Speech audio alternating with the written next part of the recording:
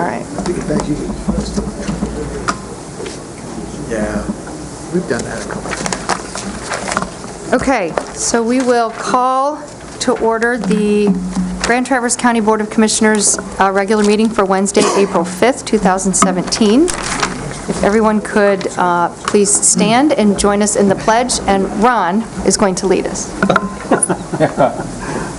Pledge allegiance to the flag of the United States of America and to the republic for which it stands, one nation, under God, indivisible, with liberty and justice for all. Okay.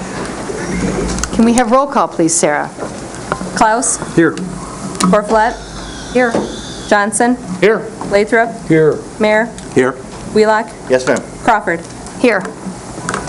So we have approval of minutes. We have the minutes of March 15th, 2017. That was our regular meeting. And we have the minutes of March 22nd, 2017. That was a special meeting. It was mostly closed session. Anybody have any changes to either one of those? No? They will stand approved.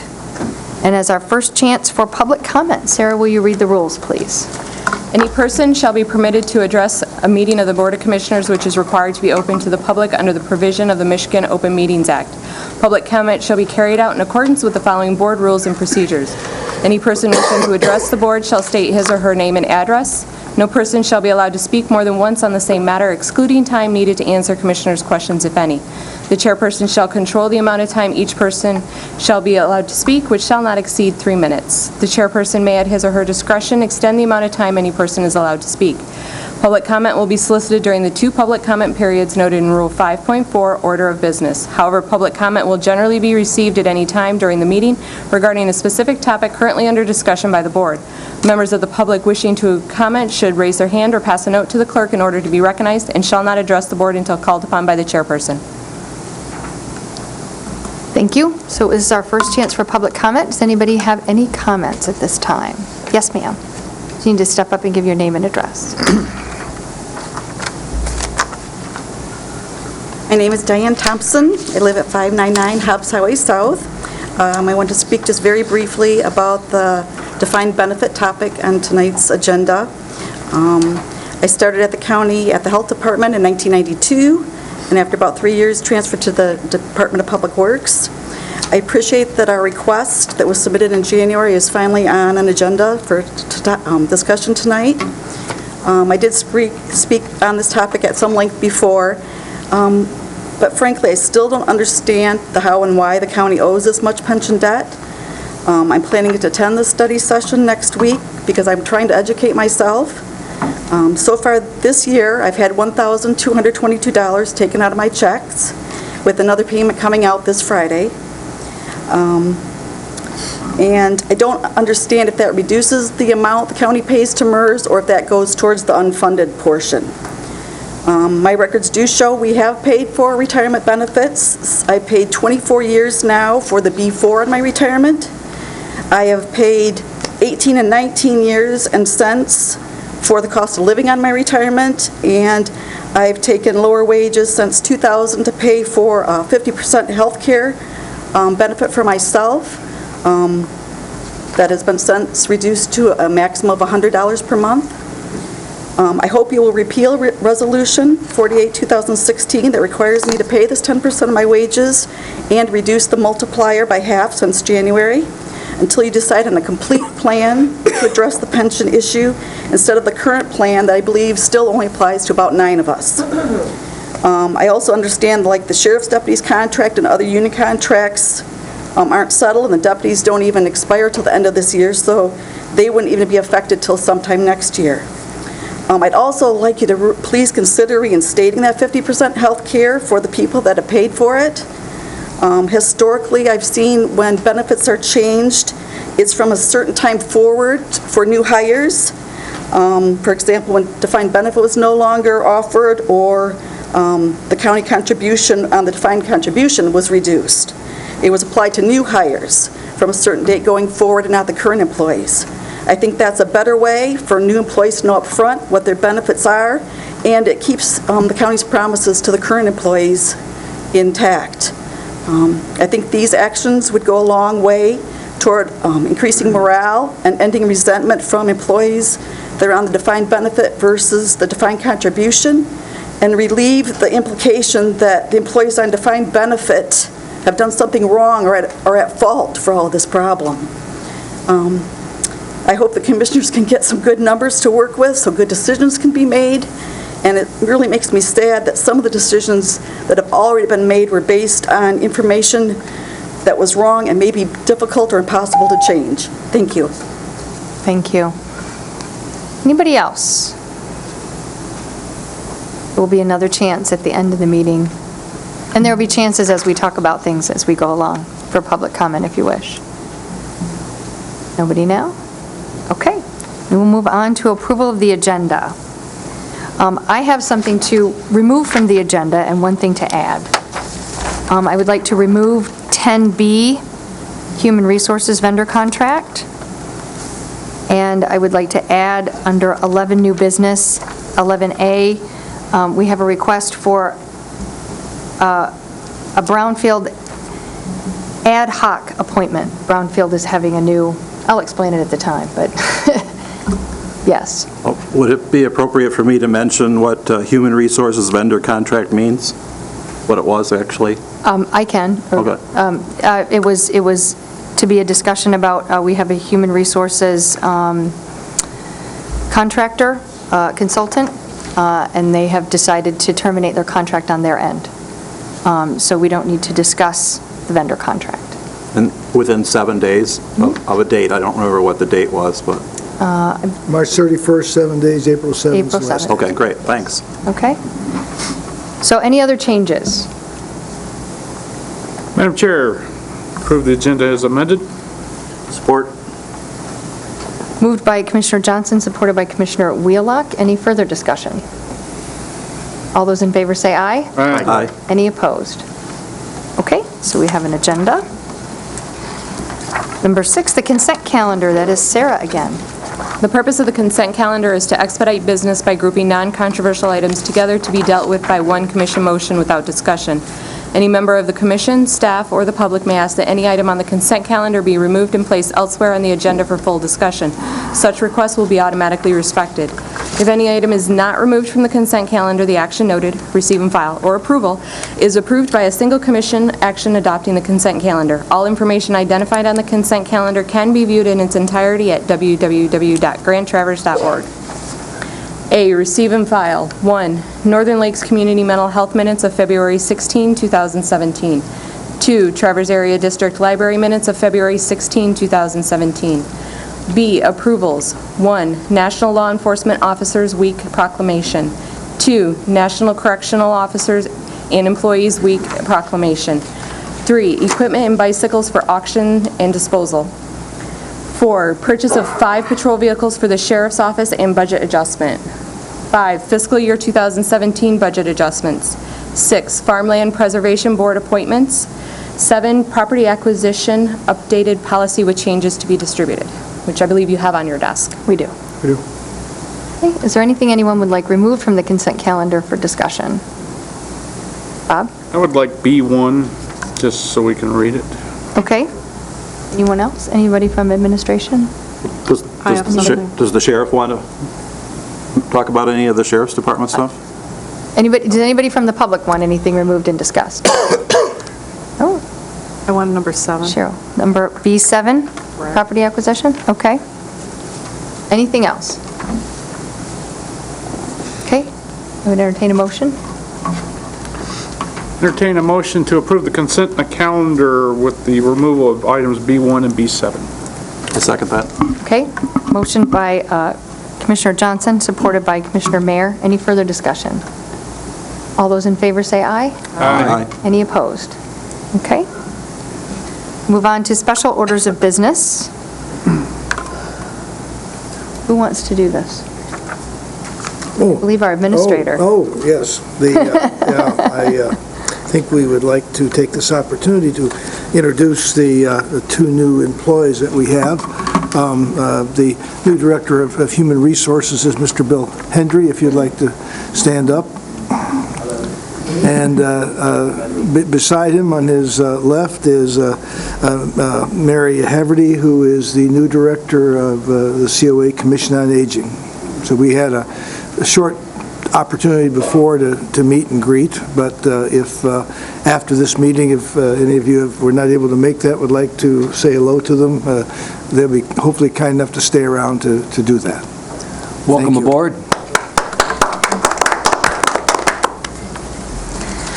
We'll move on to items removed from the consent calendar, B1. Bob? Yeah, I would just like to have this read since my daughter's a police officer down in Columbia, South Carolina. Do you want to read it? Sure. Proclamation for National Police Week 2017. To recognize National Police Week 2017 and to honor the service and sacrifice of those law enforcement officers killed in the line of duty while protecting our communities and safeguarding our democracy. Whereas there are approximately 900,000 sworn law enforcement officers serving in communities across the United States, including the dedicated members of the Grand Traverse County Sheriff's Office. Whereas nearly 60,000 assaults against law enforcement officers are reported each year, resulting in approximately 16,000 injuries. Whereas since the first recorded death in 1791, more than 20,000 law enforcement officers in the United States have made the ultimate sacrifice. Whereas between 140 and 160 law enforcement officers are killed in the line of duty each year. Whereas the names of those dedicated public servants are engraved on the walls of the National Law Enforcement Officers Memorial in Washington, D.C. Whereas new names of fallen heroes are being added to the National Law Enforcement Officers Memorial each spring. There are currently more than 20,550 names engraved on the walls of the National Law Enforcement Officers Memorial.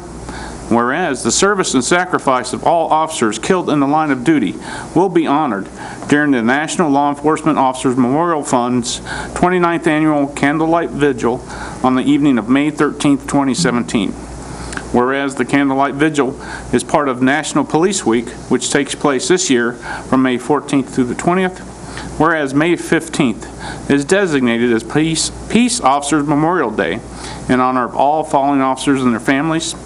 Therefore, be it resolved that the Grand Traverse County Board of Commissioners formally designates May 14th through the 20th, 2017 as Police Week in Grand Traverse County and publicly salutes the service of law enforcement officers in our community and in communities across the nation. Thank you. I just think it's important to realize what they do. I mean, you know, we take for granted what they do all the time, and they really have their lives in danger at all times. So I just make sure we thank them for what they do, because the sheriff would probably tell you, they don't get paid nearly enough for protecting us the way they do. So we have a motion, that's a motion to accept the I can't say anything about that. No, but you made the motion. Would you like to accept make the motion? proclamation, Yes. And I would support that. Okay. And further discussion, I would also mention that we also take this time to recognize our corrections officers. Their job's not easy either, I'll guarantee that, you know, and so I think it's important that we recognize in Grand Traverse County and throughout the country that here's an opportunity for us to recognize the dedication of our police officers and our corrections officers. Okay, so moved by Commissioner Johnson, supported by Commissioner Wheelock. Anybody else? All those in favor say aye. Aye. Any opposed? Okay. We have B7, property acquisition. Cheryl? I just wanted to bring out for conversation under 7A, under the policy standards, talks about the county maintaining asset records, documenting the history of the ownership, whether it was donated or purchased using grant funds or tax-exempt financing proceeds, how it is currently being used, assessed value, market value, donor or legal restrictions, environmental concerns, and annual maintenance costs. I personally would be really pleased to see that data. I've seen the math of all of the parcels, and so I'm assuming that that data is probably pretty fresh. If not, if we could gather that information, because there has been some conversation about how we're going to treat these parcels. So I just wanted to say, this is a great little paragraph, but I'd like to see the data that supports it, so. You talking about the ones that are for sale now, or they're? Well, just all the parcels. Yeah. I'd like to know, were they a gift? Did we buy them? What restrictions are on them? I just think that would help us when we're looking at our options. So. And then I just wanted to point out, too, with regard to item C, under that same policy standard, I had a little conversation with Chris, and we knocked it around a little bit about whether the first part of that sentence, speaking to easements, is sufficient, and he convinced me that it was. But if any of you have ever had an easement issue, you know that there's more litigation over easements than over just about anything, and I just want to make sure we're protected on the front end rather than having to litigate on the back end. So I had suggested that we might consider pumping that up a tad, maybe having a separate letter, as in D, that would speak just to easements. But again, Chris convinced me that we're protected, so I will rely on him. Put him Thank on you. the spot. Are you saying I'm a good lawyer? I am trying to say that, yes, yes. So, with that, I would move to accept the property acquisition policy as updated. Support. Okay, moved by Commissioner Gorfulet, supported by Commissioner Klaus. Any further discussion? All those in favor say aye. Aye. Any opposed? Okay, that passes. Moving on. We have departmental items. We have the Sheriff's Office, additional compensation for the sheriff for clothing allowance and physical maintenance program.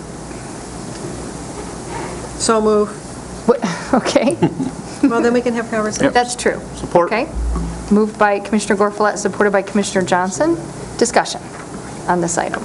We have it in our packet here. I thought it was very well presented and very well thought out. I mean, I like the fact that there's requirements and there's, it's not like they just give it to you. You got to pass a test. Mm-hmm. Thought it was good. Tom, we tried a physical level requirement before, and the unions did not accept that. Is this going to do the same thing, or is it? But you need to come up to the microphone to respond, please. Sheriff, thank you.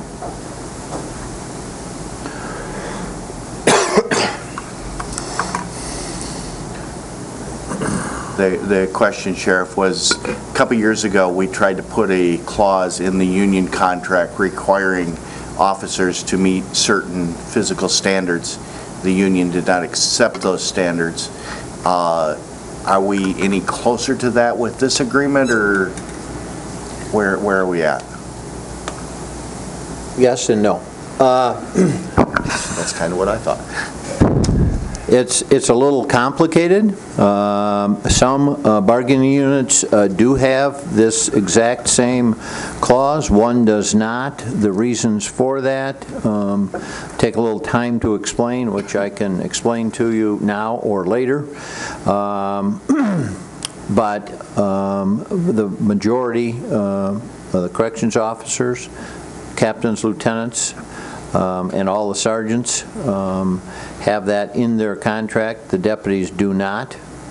That was removed the last time around in negotiations. I would have to double check for the exact dates. They have an opinion from their attorney that says it's against the law. However, that is the same union and the same attorney for two of the other bargaining units who don't have any problem with that. We ran into an issue with an officer who may very well have been terminated because of his ability to not meet those standards, which led to the opinion from the union's attorney. But again, three unions, same union, same contract, same attorney, and it was removed from that contract. The captains and the lieutenants, captains and lieutenants, that's a different contract. That's a Teamsters contract. Can I ask a question? Yeah. Of this, do they all get the clothing allowance? No, the clothing allowance is for, the only clothing allowance, and let me back up, the issue with the clothing allowance and the physical maintenance standard for the sheriff. I've been doing this. We've had this for several years. The finance director requested something in writing. Because I'm an elected official, they wanted board approval. The undersheriff has the same thing. He's not an elected official. So we got that straightened out with policies, and it's the same. The standards are the same. It's age and gender divided. Females a little different than the males. The older you get, the less you have to do, basically. Can you demonstrate a few of the moves? Yes, absolutely. I mean, we talking pull-ups? And It's running or bicycle, sit-ups, and push-ups. And you passed? oh, yes, I did. As far as the contracts, that one just got shoved off to the side, and that's the way it is. It may come back this year. We would hope it would for discussions. It's a good thing. Yeah, I think the idea was to be consistent, and we all want to recognize that in order for officers to do their job, they have to be physically fit to do that. And for the protection of them and their fellow officers and for the public. Yeah, absolutely. I have More questions? Yes, Dan? I'm kind of confused. This benefit through negotiation with the unions was dropped in the past. We're in negotiation with you guys now. You're asking us to change it? No. This is just for the sheriff. No. Just for the sheriff himself. This is for what the you have sheriff. before you tonight is For him? Yes. for me only. For me only. Just your own body, just your own Me. clothes? This beautiful body is just for me. I'm in favor of it. The other issue is, I don't think I answered this properly, the clothing allowance is for sheriff, the undersheriff, and the detectives. The uniformed officers don't have a clothing allowance. Their uniforms are provided for them. You remember the story about the king's new clothes, don't you? I'm sorry? You remember the story about the king's new clothes? No. Well, I don't want you to be like that king. Okay. He didn't have any. Any other questions or comments? I didn't realize it. Okay, we have a motion and a second. All those in favor say aye. Aye. Any opposed? Okay, motion passes. Congratulations, Sheriff. So we move on to Drain Commissioner, reaffirmation of support for determination of the lake level for Duck Lake and expansion of the Special Assessment District. Is the Drain Commissioner, yes, I'm sorry. I was looking over there. Welcome. Thank you, and what you have before you is a draft resolution to affirm the Commission's support of continuing on with the special assessment for and setting the legal lake level, both leaving it as it is, that was established back in 1959 at 837.3, and then setting a new winter lake level at half a foot lower than that. And Chris has been very instrumental in helping with this and moving it forward. This was a project of the previous drain commissioner that looks like it is much needed as far as the lake level structure. The dam, Duck Lake Dam that's out there is going to need repair, and there was a report that was done and recommendations which you do have in your packets there for repair of that structure. And so I would like to get the Commission's affirmation to continue with this project, and then we'll go to May 8th. We have a 2:30 hearing before the judge to set these lake levels. Comment. The last sentence says the Grand Traverse County Board of Commissioners is responsible for determining the necessity and the amount of any special assessment. I was under the impression that it was the Drain Commissioner's job to do that. Well, it's, if I could, The drain commissioner is responsible for developing the district, coming up with the numbers, but ultimately will come back in front of the board for the board's approval. But the board doesn't determine those things, he does, and then we vote on it, right? Correct, But yeah. we have to ratify that in Yeah. order to have it put to the tax bill. I just want to make sure that everyone knows we Yeah, don't determine that. Right. Right. Ultimately, what we're really asking is Mr. Largent explained, that the dam is pretty old. It's in need of some repairs, and instead of the funds used for the repair and maintenance of that dam coming out of the revolving drain fund, which ultimately means it comes out of the general fund, it makes more sense looking at this as a special assessment district and have those who actually benefit from the dam be responsible for the maintenance and upkeep, because they are benefiting from it. I have a agree. question. Cheryl? I was hoping for a schematic or some sort of a drawing to show me what the drain proposed district would look like. Is there an expansion of the proposed district to assist with this? I don't know if there's an expansion, but there is a proposed district that has already been established by an engineer looking at it, and there's 3 different tiers. There's a Tier 1 with the properties that directly affront the lake, Tier 2 setback, and then a Tier 3, which has very minimal, assessment to it. So there's 3 different tiers, and yes, there's about 757 properties on those.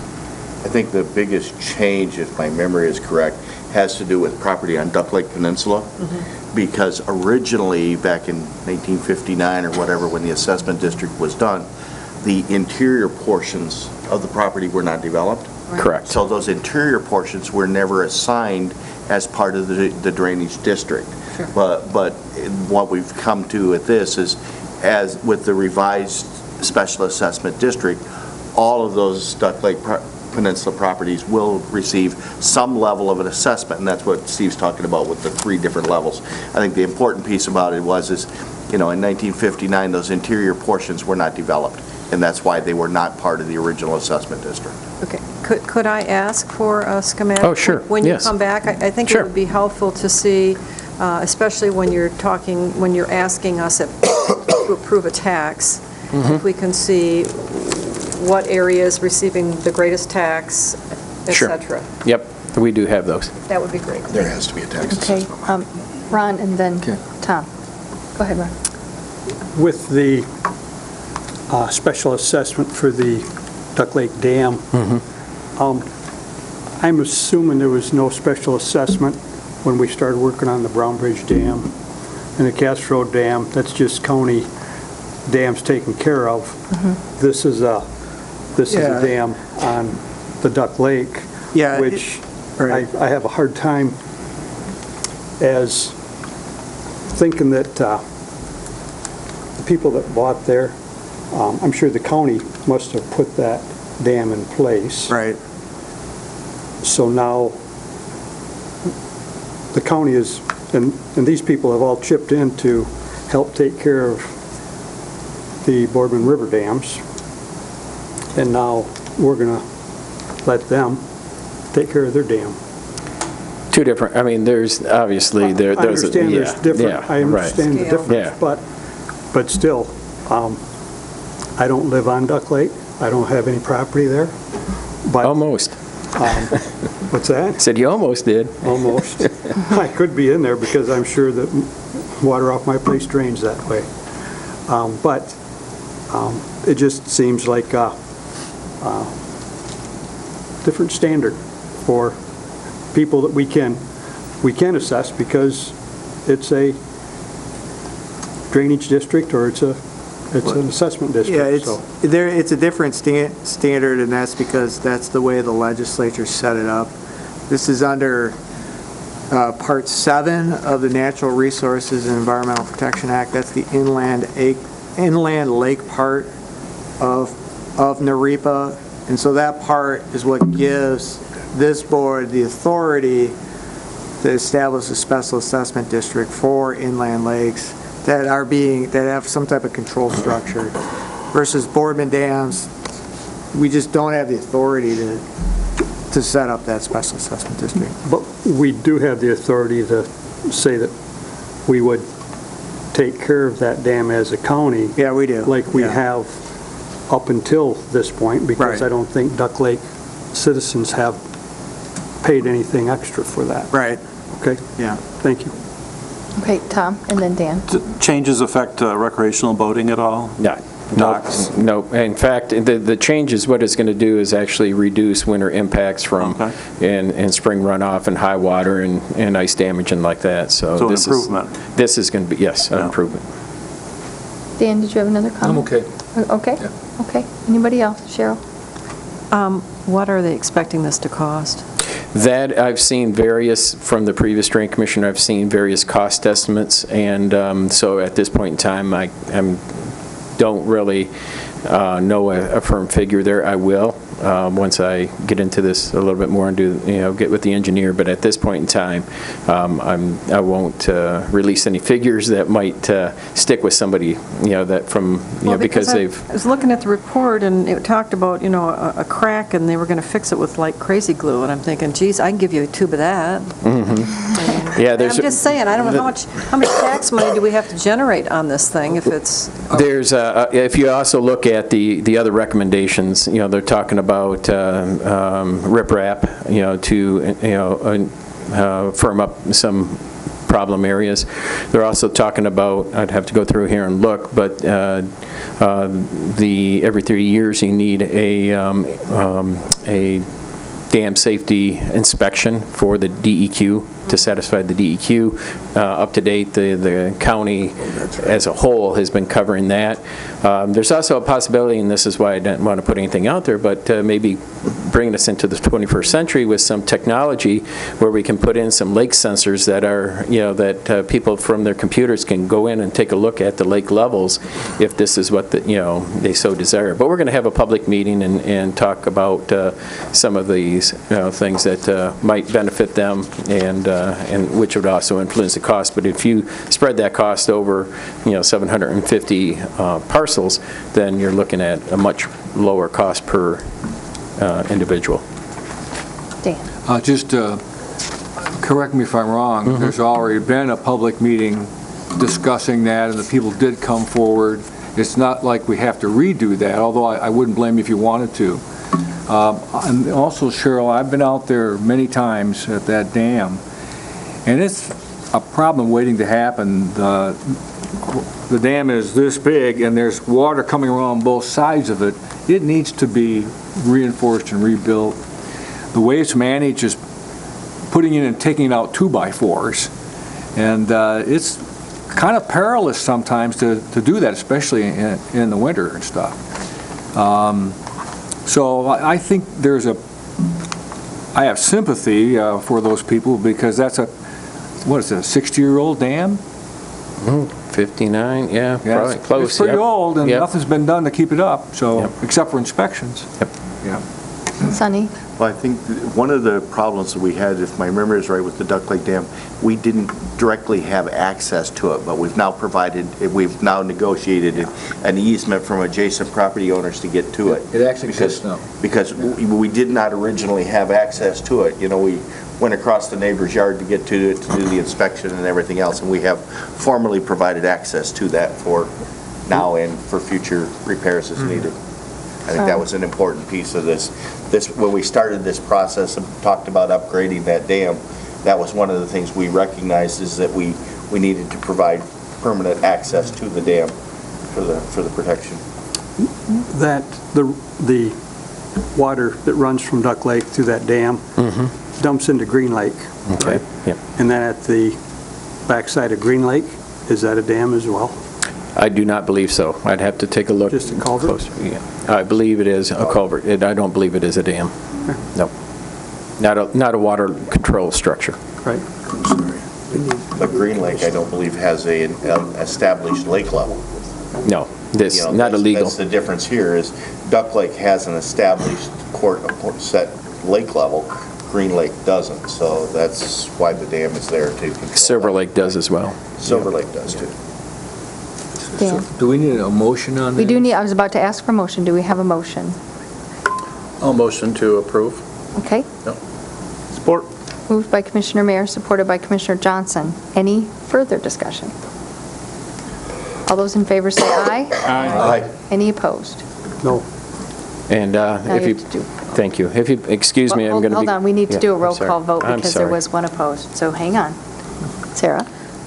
Gorflat? Yes. Johnson? Yes. Lathrop? Yes. Mayor? Yes. Wheelock? Yes. Klaus? No. Crawford? Yes. Now the motion passes yes. Okay, I'm sorry. okay.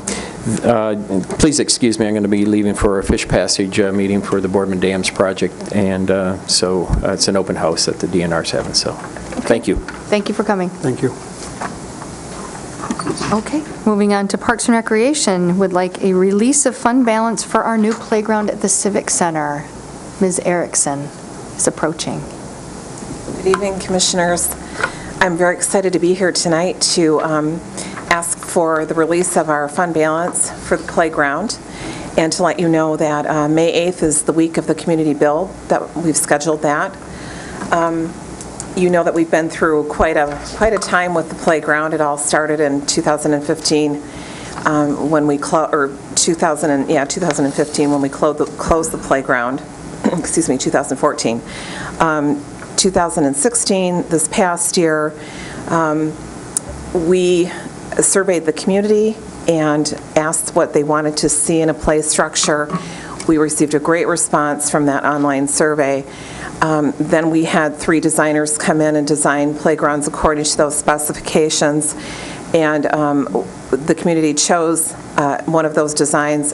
Our commission signed off on it, and we are now finally at the point to 2.5 years into it, able to replace it, able to build the new playground based on, or because of the generosity of this community who really rallied and came through with $50,000 in donations. We already have a $50,000 matching grant from the MEDC in Mishta because of that, and then we had some other private donations and some grants to bolster this money. We now have almost $171,000. So I would just ask that you please consider releasing the funds so that I can order the equipment tomorrow and we can make this happen. Madam Chairman, I would move to authorize the release of the fund balance to cover the playground equipment at the Civic Center. I'll second. Moved by Commissioner Wheelock, supported by Commissioner Lathrop. Any discussion? I think it's awesome. Okay, if anybody wants to... I miss the old playground my kids need. I only have one small enough who really would like to play still. Well, they can come help with the community build, maybe. We absolutely will. It's on a school day, but... It is on a school day. Thank you very much, Commissioners. The community build, the majority of it will take place on May 9th, which is a Tuesday from 9 in the morning until we finish. We really do need between 100 and 130 devoted individuals who are able-bodied to help us out. It'll be light construction. However, we'd like them to commit for the majority of the day or all of the day. So I will issue a press release and contact various service groups and things. I think we're all able-bodied except Sunny, maybe. That's what I said. I helped with the last one. I'll but let I you don't be think I'm going to exempt. help with this one. Or you can come help supervise, too. Oh, there you go. Dan? If we help, can we play on it afterwards? Well, I've already been asked that question by somebody today, incidentally, who was not a child. And I said, well, we don't want to know about it until the surfacing is put down, so it probably wouldn't be a good idea. We're going to have to secure the space until it's completely finished, which could take up to about 3 weeks. I'm going to cry. You can come back at the ribbon cutting. Okay. Well, they'd have to reinforce the swing some for us. So. Yes, We that's true. we will have a grand opening like a supermarket. We'll have a ribbon cutting and invite everybody to that in the community to help celebrate everything with us because we're so excited about it. We do intend to have a phase 2 where we can make it even more accessible than it is now, order more equipment. We just want to get through phase 1 right now. I am still applying for grants to make the surfacing more ADA accessible than it is. About 25% of it is now for all the use areas. The paths that need to be accessible are. So we're very excited about that. And incidentally, excavation is going to be donated. I've been trying to find someone to donate for, I don't know, $6 or more weeks, maybe even 8 weeks. And I finally contacted Commissioner Klaus because he knows he's in the business, and he referred me to somebody who referred me to somebody else, and now we have excavation that's going to be donated by TrueMark Contracting. So we're very excited about that as well. We'll be looking for some donations of food for the builders and a few other things, but I think we're good to go. So thank you.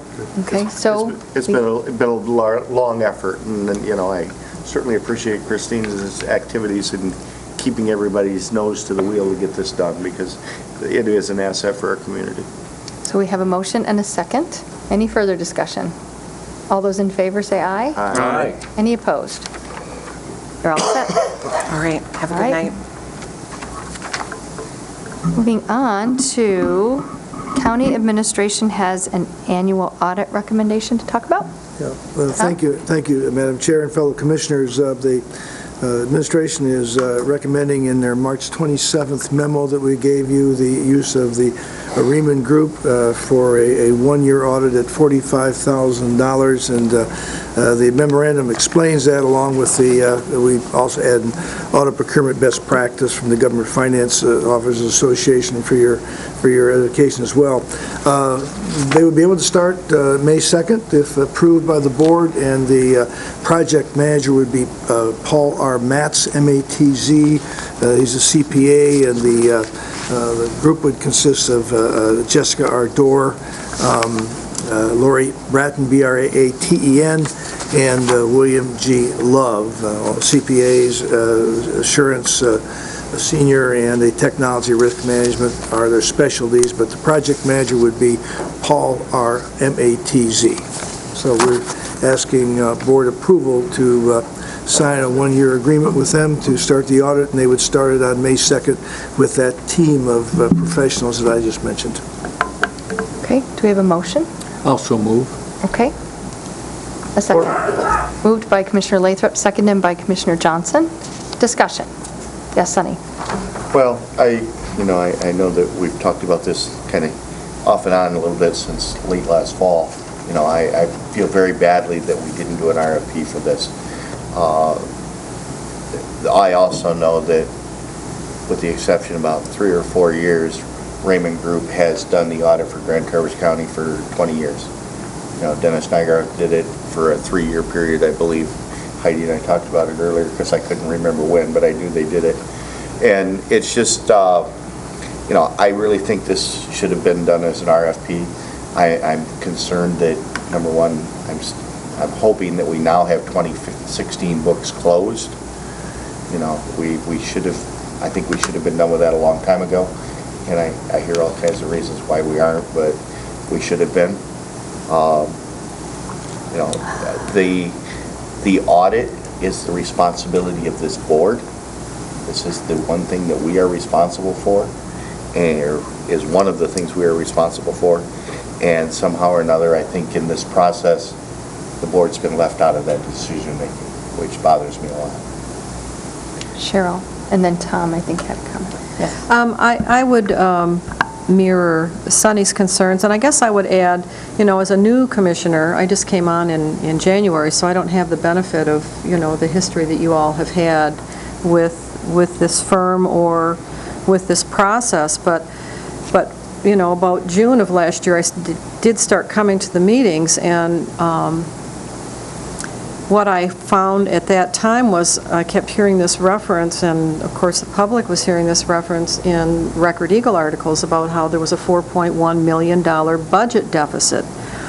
And there would be periodically these articles about, what terrible shape the county was in, and the draconian measures that the county was going to have to engage in order to balance the budget, and, they got rid of animal control, and, positions were being cut, and it was a pretty dire picture. I mean, from the outside, it looked pretty dire, and then when I started coming to the meetings, I still kept hearing about this $4.1 million hole.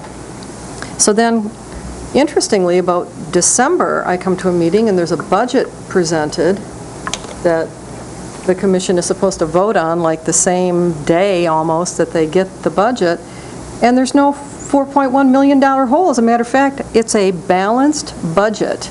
And everybody got what they wanted, and the balanced budget was presented and approved. And what I never heard was what happened to the $4.1 million hole, the big thing in the room that like, you know, nobody here gets any pay because there was a $4.1 million budget deficit, and everybody was going to not take a salary to help fill that hole, okay? So a lot of things happened because of that, and my understanding is that that number was generated by Raymond. Okay, my understanding is that when Mr. Menzel came on board, he asked for a special audit to be done to get him up to speed on where the county was, because he was coming in mid-cycle, and that somebody who works for Raymond, and I'm not going to name him, did an audit, and that's where the mysterious $4.1 million suddenly surfaced. So, I'm not done yet, We'll let but Cheryl finish, then you can have appreciate it. comment. And I know that there's going to be, you know, they relied on numbers given them by Dean Bott, or, you know, there's somebody that we're going to blame besides Raymond. I get that.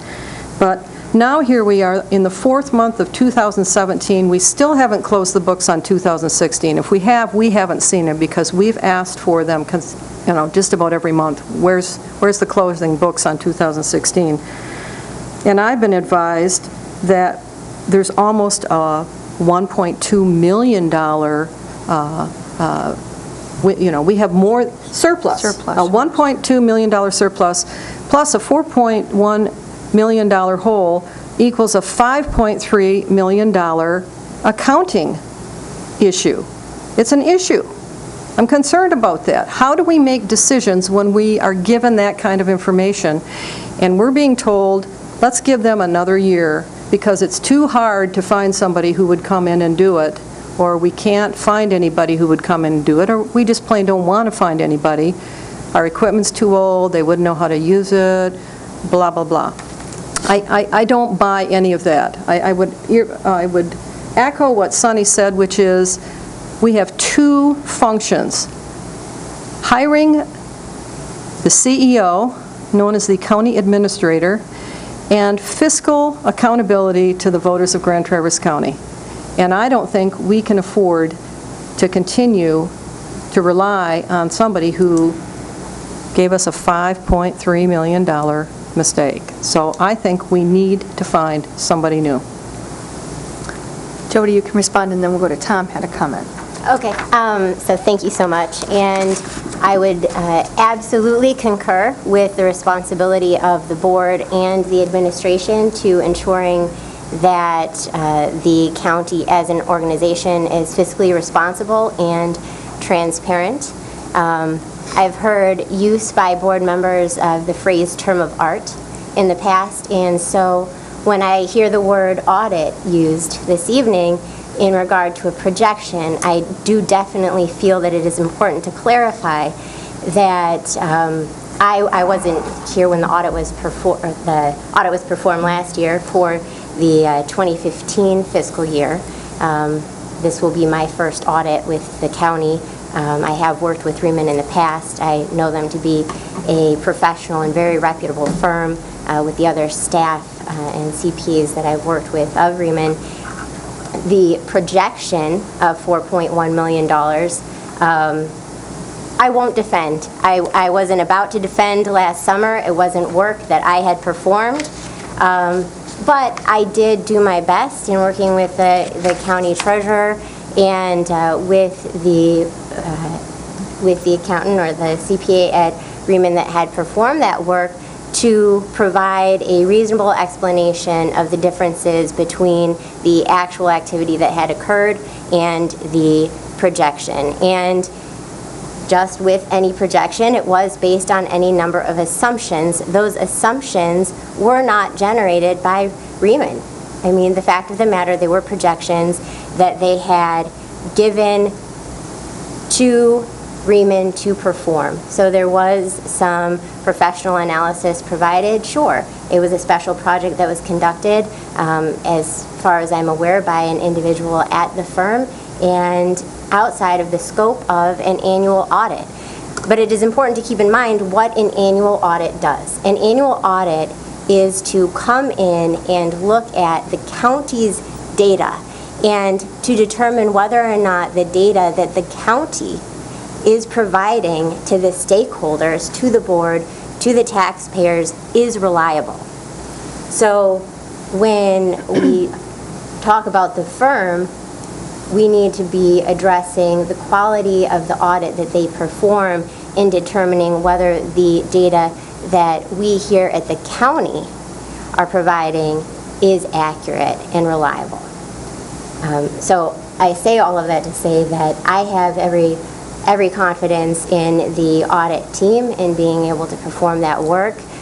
We've talked about the antiquated computer system. I mean, has been tremendously difficult coming on board to a new organization, trying to learn the organization, trying to learn this software that definitely has its limitations. If it were so the desire of the board to make any changes, it's the task of administration to carry them out. We take our direction from you. So by all means, we'd move mountains to get it done.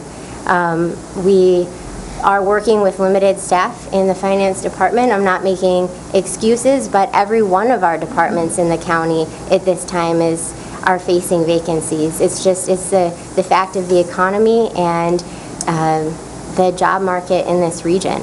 So we're doing our best with the resources that we have to prepare for the audit. It is an arduous task to get ready for an audit, period, let alone when there is a transition in audit firms. The underlying data and the work that needs to be done to close the books is generally the same, but it is difficult then to transition to a new firm that will require the same information provided in a different format. I think Tom had a comment, then we'll go to Dan. This way, Dan. Oh, he's got visuals. I actually made a visual with large numbers, and I did this because I wanted to demonstrate what it actually looks like, not just spoken. These are the same numbers that Cheryl just used a minute ago. And as a new commissioner and someone that has studied business and finance and accounting, I'm uncomfortable with that 4.1. I also don't believe I ever was really given a great explanation for that other than numerous excuses, perhaps. I don't subscribe to the problems that the software is blamed for because it was working at another date and not that long ago. I realize it needs to be updated, but I just don't like hearing that over and over again. That does bother me. I went to a Michigan Association of Counties meeting at the end of the month, and I wasn't there getting some food to eat. No one knew who I was. I didn't have my badge exposed, and I heard people talking about Grand Traverse County in a negative way, and I felt embarrassed. And I don't want the employees of Grand Traverse County to experience that any longer. I surely don't want to experience it. And when I pick up the newspaper, I don't want to see negative news, especially for a new department head who just came on the job, that department is being spotlighted. Now, that doesn't have anything to do with the auditing, but it's a general feeling that I get that I want to reverse, and I want to reverse it today. I want to start reading good things about this county, and I don't want figures like $4.1 million appearing in any headlines like I have seen. And one of the judges was part of that story. He was saying that this was actually going on. Everybody was reading that. I don't like it. I want it to change, and I am behind that change. I want things to improve. Thank you. Dan? A question for you, Jody. You're not saying that the figures we gave Raymond, not you, but before you, you're not saying that that was a fault of our computer system, are you? No, I am saying that I can only speculate, and as I responded to the judges when I first received the request to reconcile the differences between the $4.1 million projection and what the projection that had been provided by the county treasurer had been, again, both numbers generated before I began employment here at the county. To reconcile those differences, I was trying to reconcile other people's work. And working together, the three of us were able to, and did, I believe it appeared in the newspaper articles, reconcile those differences in assumptions and activities. Earlier in a conversation today, I was again saying I bet this $4.1 million issue is going to come up again. And I said, of course, if the charge of Raymond was to assist the county in preparing a projection that demonstrated a worst-case scenario, if all of the events that could occur to the detriment of the county did simultaneously, what would that look like? That's how I understood it. And so from that worst-case scenario, we would understand our true financial exposure and what we could be facing if changes weren't made. It would be like standing on the tracks with a train coming straight at you, but not knowing where you're standing in time to get off.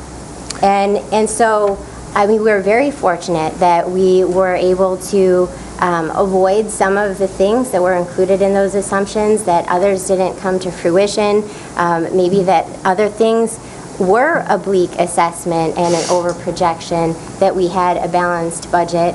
The $1.2 million that was on the illustration, and as Commissioner Flett has just mentioned, I believe was even referenced in the memo I've been providing. So, I mean, I am absolutely delighted to hear the call for transparency and wanting to be fiscally responsible from the board, because we want to assist you in being able to do that, and that's the purpose of the now monthly reports, with the quarterly reports being more in depth. So as we've been working to close the books in preparation for the audit, those 2016 numbers are there. There's been explanations of why there has been a projected surplus as we close the books for 2016. Go ahead. So you felt, after you discussed with our treasurer and Raymond and yourself, that the way they crunched the numbers, given the figures they were given, was okay? So, again, I can't speak to what the intent was of the report. I would say that I was satisfied with the reconciliation between the assumptions that were used in the two projections. Okay. And I'm assuming our staff wants to stay with Raymond. You've given the reasons why in your reports. You think that's important. I think that, and when you're in the projection business, especially when you have these big numbers like this, and sometimes we've had unreliable numbers, not because of you, but in the past. So Raymond's got a wonderful record. I know Steve Peacock and his group. I think they're great, and our administration staff is suggesting that we stick with them. Do we have plans in the future to do a what do you call it when you bid it out? RFP. RFP, is that Absolutely. something you have for? So I'm going to support sticking with Raymond. Sonny and then Cheryl had something else. Well, Oh, okay. Sonny then. I guess my problems are a couple things. Number one, an individual auditor working for Raymond was hired independently to create or to produce for us a so-called real picture of our financial analysis. From day one, the county treasurer and the county finance director told him his numbers were wrong. We went through a big, long, lengthy process, continuously being told that his numbers were wrong. But at the end of the day, the bottom line was he was off $5.3 million. Why do I reward a company that's off $5.3 million with an extended contract? Now, I understand the complications of doing something different, primarily due to the fact that we are required by law to have this audit completed and filed with the state of Michigan by June 30th. You know, now here we are, we're at the midway through the first week in April, and I don't know, as of a week or so ago, we still hadn't closed 2016's books. You know, and I keep getting emails about how we're continuing to crunch numbers and reorganize the numbers, you know, and, you know, there's an old saying about people cooking the numbers, you know, and I start to get a little nervous about whether we're playing with the numbers to get the results and make the numbers show what somebody wants them to show. That makes me very nervous. But most importantly, I have no confidence whatsoever, you know, Cheryl didn't want to mention the name, Dan did. You know, I have no confidence whatsoever in having Steve Peacock look at one number on behalf of Grand Traverse That's why County. they have another name they're giving you. Well, you know, they give us a different name here, but as far as I know, Steve is still a principal with that office. You know, and the thing about it is the audit works out a number of different ways. And, you know, and Heidi can probably outline it better. You know, she was the deputy in the finance director office for a long time before she became the county treasurer. But the fact is they have, you know, worker bees that come in and crunch all the numbers, but those senior auditors still are the people that produce that report and sign off on it. And if there's any possibility Steve Peacock has anything to do with this, I will vote no. Cheryl? Could we hear from Heidi at all on this issue? I mean, obviously Heidi's been a part of this whole process, and she works with the auditor. Jody mentioned that she conferred with her. I'd like to hear a little bit from her on I mean... It would be up to Heidi if she would like to give an opinion. If she would like to, she's certainly welcome to. My opinion, at this point in time, I think obviously, given the time constraints, we probably should stay with Riemann for this cycle, but definitely get an RFP in the future for next year in a timely manner so we can get a second opinion. That's my opinion. Heidi? You can go ahead and ask. I had a question for her. Could I follow up? Okay, before we you and then start? Tom. Okay. In the 19 years that you've been involved in this process, have the books ever closed this late? No. Okay, are the books closed yet for 2016? They are not. Okay, and that has a lot to do with why we can't move forward in a timely manner with getting our audit done, because the books haven't closed, correct? And in the 19 years that you've been here, Heidi, was there a consistent leadership in the finance department? Was it the same finance director during those 19 years? It was or for the majority of Glenn them? Percheski and then Dean. And during that time, do you recall at all the number of staff that you had? 5. Who's responsible for hiring staff? And I would say that, as I had noted earlier, there are any number of the departments across the county that are having a tremendous amount of difficulty based on the economy and the job market finding staff. But I do take responsibility for all of this. I also think that the board and the other elected officials should take responsibility in contacting me when they have an issue. But as far as I'm aware, a lot of the conversations that are occurring are happening outside of conversations definitely with myself or with the finance department, and it's hard to resolve an issue when we don't know that there is one. So I would again invite anyone to contact me. My door is always open. I try my best to return calls in a timely manner. What issue was a surprise that you heard here tonight? So I think that for a functional and effective organization, if there are questions that or problems to come then together, especially publicly, with both the problem and a solution. I've heard other elected officials note that they don't want to gain any information outside of the public forum. And while I could definitely respect that methodology, it might also serve a great purpose if not you speaking, but you generally, if an individual had questions, like even in class, in preparing for an exam or for a session, if there were questions that a student thought would benefit the whole, if they went to the office hours of the professor or looked at it on their own, it could still be stated then publicly, I had these questions, I had these concerns, I worked with the other individuals in the organizations to provide this collective solution, or we weren't able to Okay, come but up with a I'm going to solution. ask you again, what question were you asked tonight that you weren't prepared for, that we haven't talked about before? I mean, my statement has been a statement of process, not of information. I'm not happy with the process. I'm not happy with the fact that we had a $4.1 million issue that appears to have been a false issue that drove this county. It drove this county. They made decisions based on that information, and we're supposed to say that issue has absolutely nothing to do with the auditor, and I disagree. I disagree.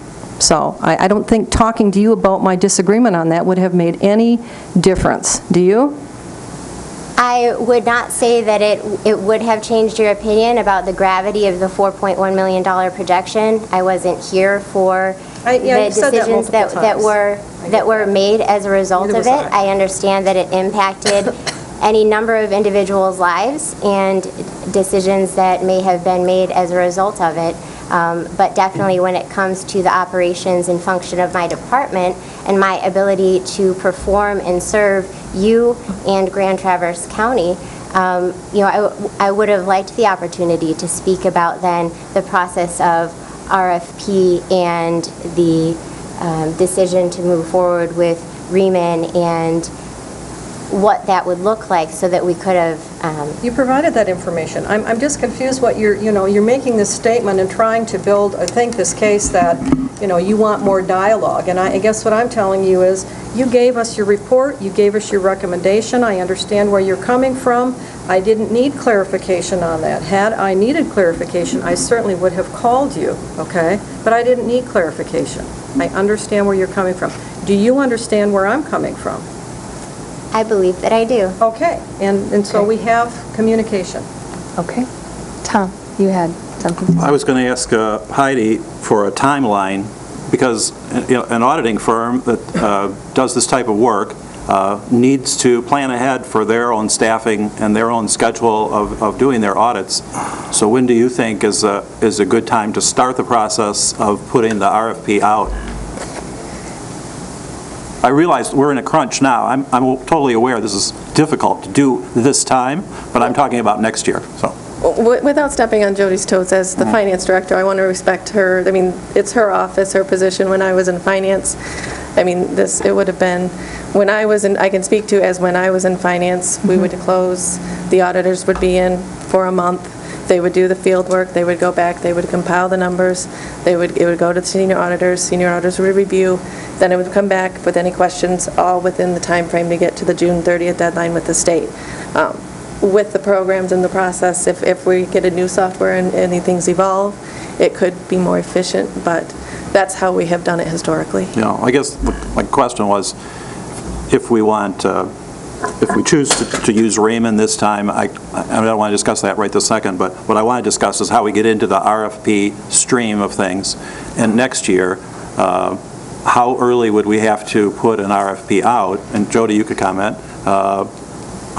to be able to work effectively in that industry, so that we put the word out early enough that they can fit that into their schedule, because it takes a lot of manpower and a lot of hours to do the audit. So. In my opinion, the sooner the better, but... Yeah, so I would agree that that in order to be prepared, we would want to know who our audit firm would be well in advance of even approaching the year end and closing the books. So, I mean, sometime, late summer. Okay, to start the process. Okay. The RFP process. Yeah, okay, that's what I'm getting at, yeah.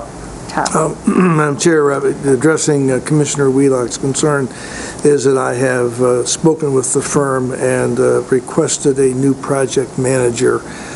So the individual you mentioned would not be involved in this process at all. The new project manager would be Paul R. Matz. Metz. Bob. What keeps getting lost in all this when you throw those numbers around, because you're wrong on the numbers, was based on if nothing was done in the previous year. It wasn't that year was going to be 4.1. It was going to be 4.1 if we did nothing. We did do some things that reduced that. So I can guarantee those numbers are wrong that you're showing now because we did take some steps. Now, was it as grand as we needed? That apparently didn't come out true. But the way you're presenting these numbers is false too, in that it wasn't, this year was going to be 4.1. That was going to be 4.1 if we did nothing the year before. We had 3 point something the year before. It was cumulative. So it's an additive thing in there, so there were steps in there. The other thing is, listen to this discussion. You seem to forget that we're the last in Michigan in the unfunded pension obligation. And you mentioned financial responsibility. We've already proven a few months ago that we're not a responsible board when we gave money back to the COA with no plan to do that.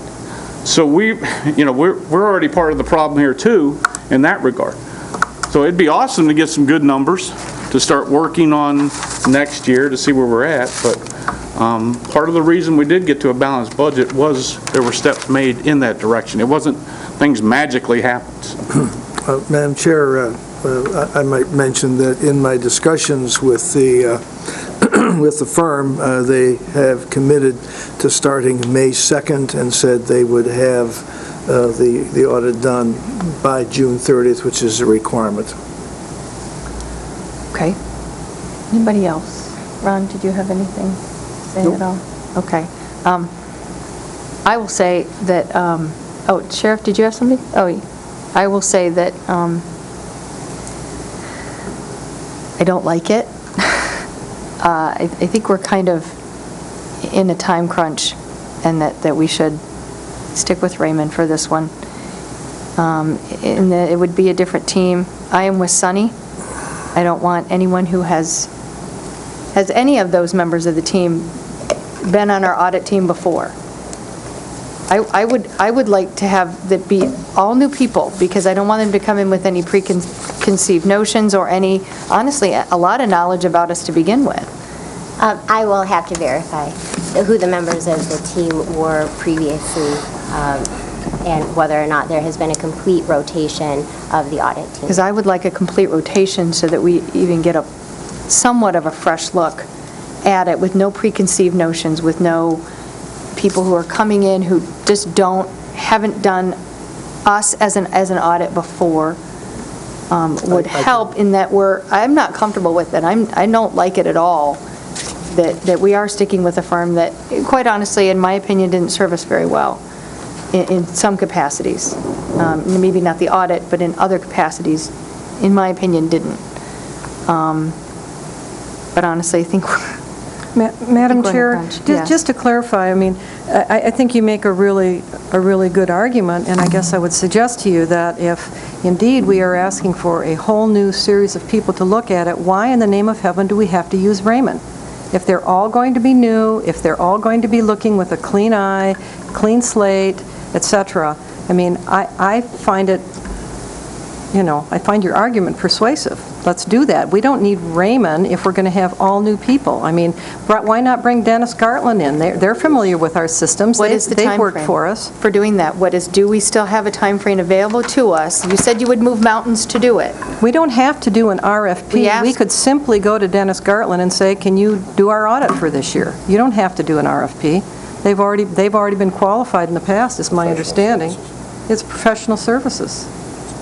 I would be happy to pursue that course of action, should that be the desire of the board to do so, and to provide, what I find, if they're, at what cost, and what their availability may be to come in.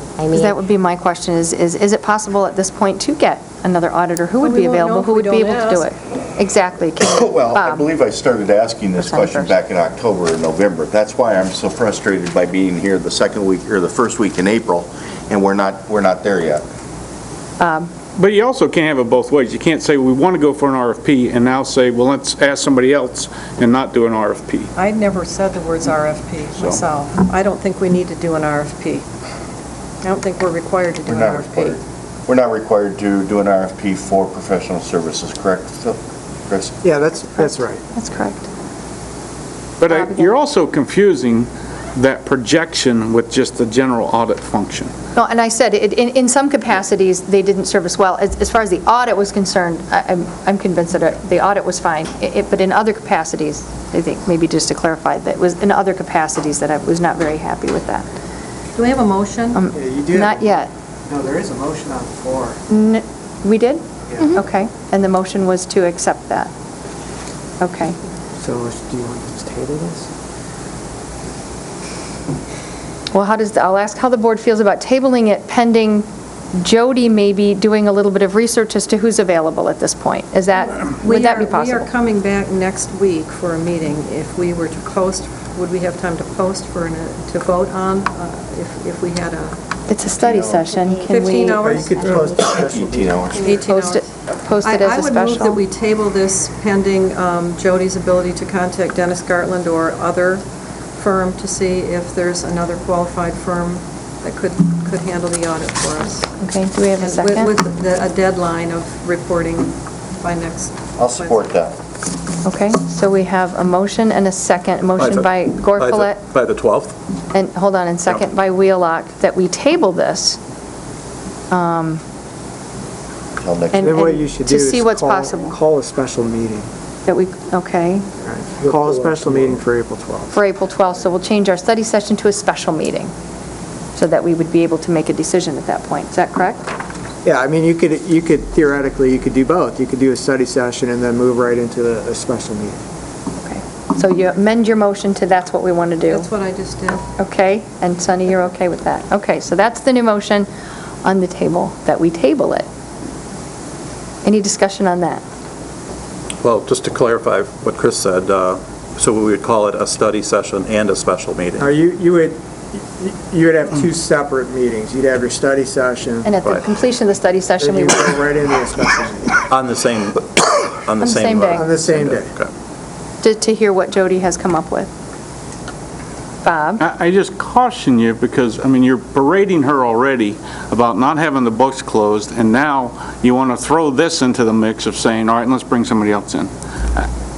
I'd be happy to make the phone call. I mean, I think you Yeah, I call think Dennis we're just asking Gartland her and you to do a say, little bit of we have people research. available to do the audit. You've done it in the past, you know? I mean, if they say, no, we're all booked solid and we can't do it, that's a short answer.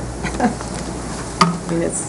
The audit is a tool of the board to determine an outside look, and we have a policy that we're going to be recommending down the road so we don't have this in the future, and there would be a set procedure and system in place to do that. I think we'll be happy to go out and see what's available in the marketplace. We'll be happy to give you an assessment of what they can and can't do within the timeframes and what would be possible. I don't know that, I can tell you, I think the systems in place make it very difficult for someone to come in, you know, and it's going to take a longer timeline, so we need to know if they can meet that June 30th timeline, but I think we can get on the phone tomorrow and make those calls and give them the overall view and get feedback to you by the 12th. I mean, Personally, I think that it's a good idea so that I would like the majority of the board to feel comfortable with it, and it's obvious right now that we don't. I really, it's important to me that everybody is good with, okay, maybe we're not happy with it, but we kind of can't get anybody else, and so we'll go with it. Or we find somebody else that can, that we're more comfortable with. And I think this is one of the things that by state law, this is what we do.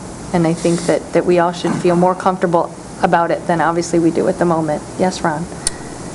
And we would be getting information back with what that audit's going to cost us? Yeah, this one was projected, may I? Yes. This was projected to be $45,000. Right. And of the team that they gave us, there was only one that I recognized that had been here the previous year. I would just correct, it was $45,500 for that one-year extension. It was $46,750 last year for the 2015 audit, which included a $3,000 one-time fee for the GASB 68 implementation to report the pension liability on the face of the financial statements. Okay. So we have a motion and a second. Any other discussion in tabling this? So if you vote yes, you're voting yes to table this. Okay? So the sheriff has a comment. Yes, sir. If you would like to make public comment, go for it. Yes, public comment on this issue. Sheriff.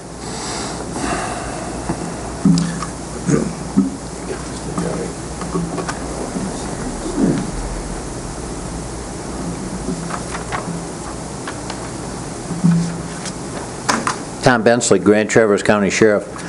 Some of my comments have already been, that I have already been mentioned, but my comments were prepared prior to the meeting, so there'll be a little repetition of some of what you've heard, so please bear with me.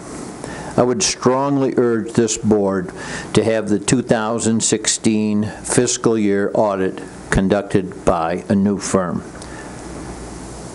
My reasons are these. Riemann have performed the annual audit for the past 6 years.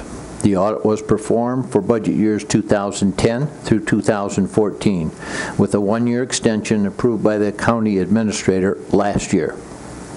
The March 27, 2017 annual audit recommendation from county administration includes best practices for audit procurement from the Government Finance Officers Association, GFOA. One of the GFOA recommendations is that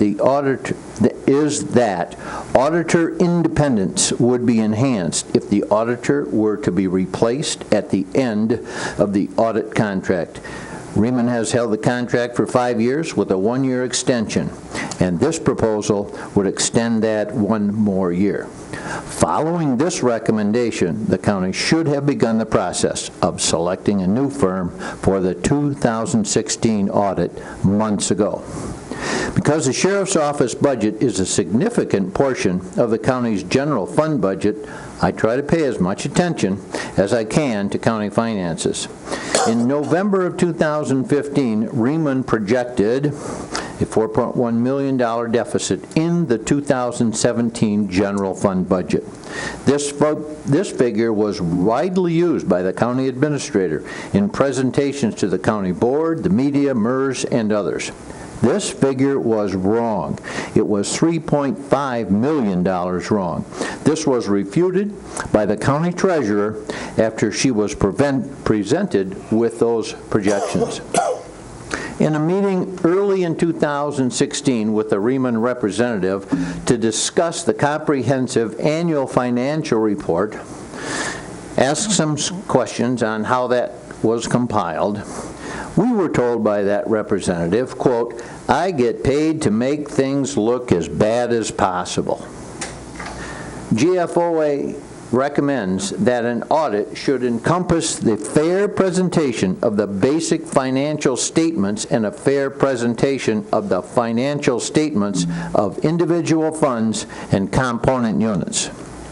Getting paid to make things look as bad as possible doesn't sound fair to me.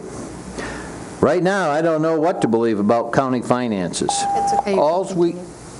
Go ahead. All we hear about is the pension debt. We do not hear that the county general fund balance is healthy. The delinquent tax revolving fund is healthy.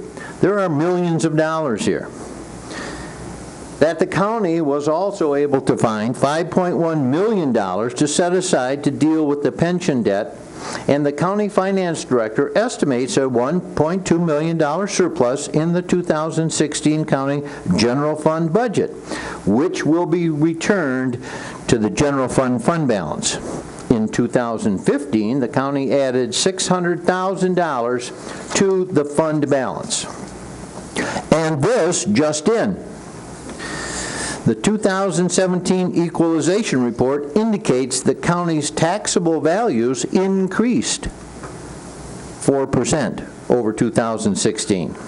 The county hired Mary Lanois to report on unfunded pension and retiree health care liabilities. Mary Lanois also performed an audit on the sheriff's office. The county hired Paul Knifick to perform an audit of the IT department.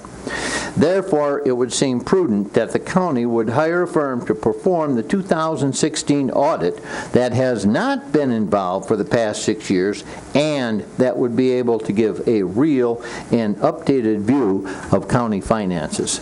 Thank you very much, Madam Chair. Thank you, sir. Anybody else have any comments? As long as we're open for public comment on this? No? Okay. We'll bring it back to the board for a vote, and just for fun, let's do a roll call. So voting yes is we're voting to table it till we find out more information about who's available. Johnson? Yes. Lathrop? No. Mayor? Yes. Wheelock? Yes. Klaus? Yes. Gorfulet? Yes. Crawford? Yes. Okay. We will move on, and we will post the meeting differently for next week. Yes, we need to post it as a special meeting at the conclusion of the study session. Okay? And we will consider that next week then. She's got the form ready for us to sign. We're all set.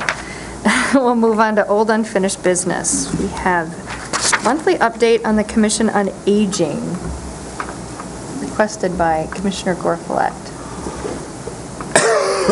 Thanks, I'd be happy to go ahead and give that. And Mary's here if there are any specific questions.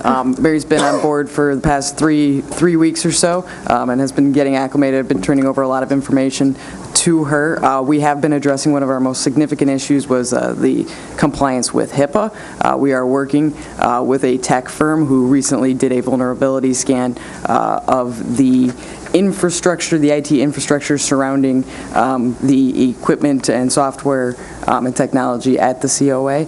So we're awaiting the results on that. Mary is up to, I don't want to steal your thunder, but she's done some amazing things in the short time she's been here, including up to full staffing, which will reduce any wait lists, has hired a full-time RN who will be able to develop the necessary policies and procedures that have been absent from the COA for a number of years. I'm sure that as Mary continues on, she'll continue to make the necessary changes and improvements in evaluating the operations of the COA. Thank you. Mary, would you like to have any input, or are you fine? Please.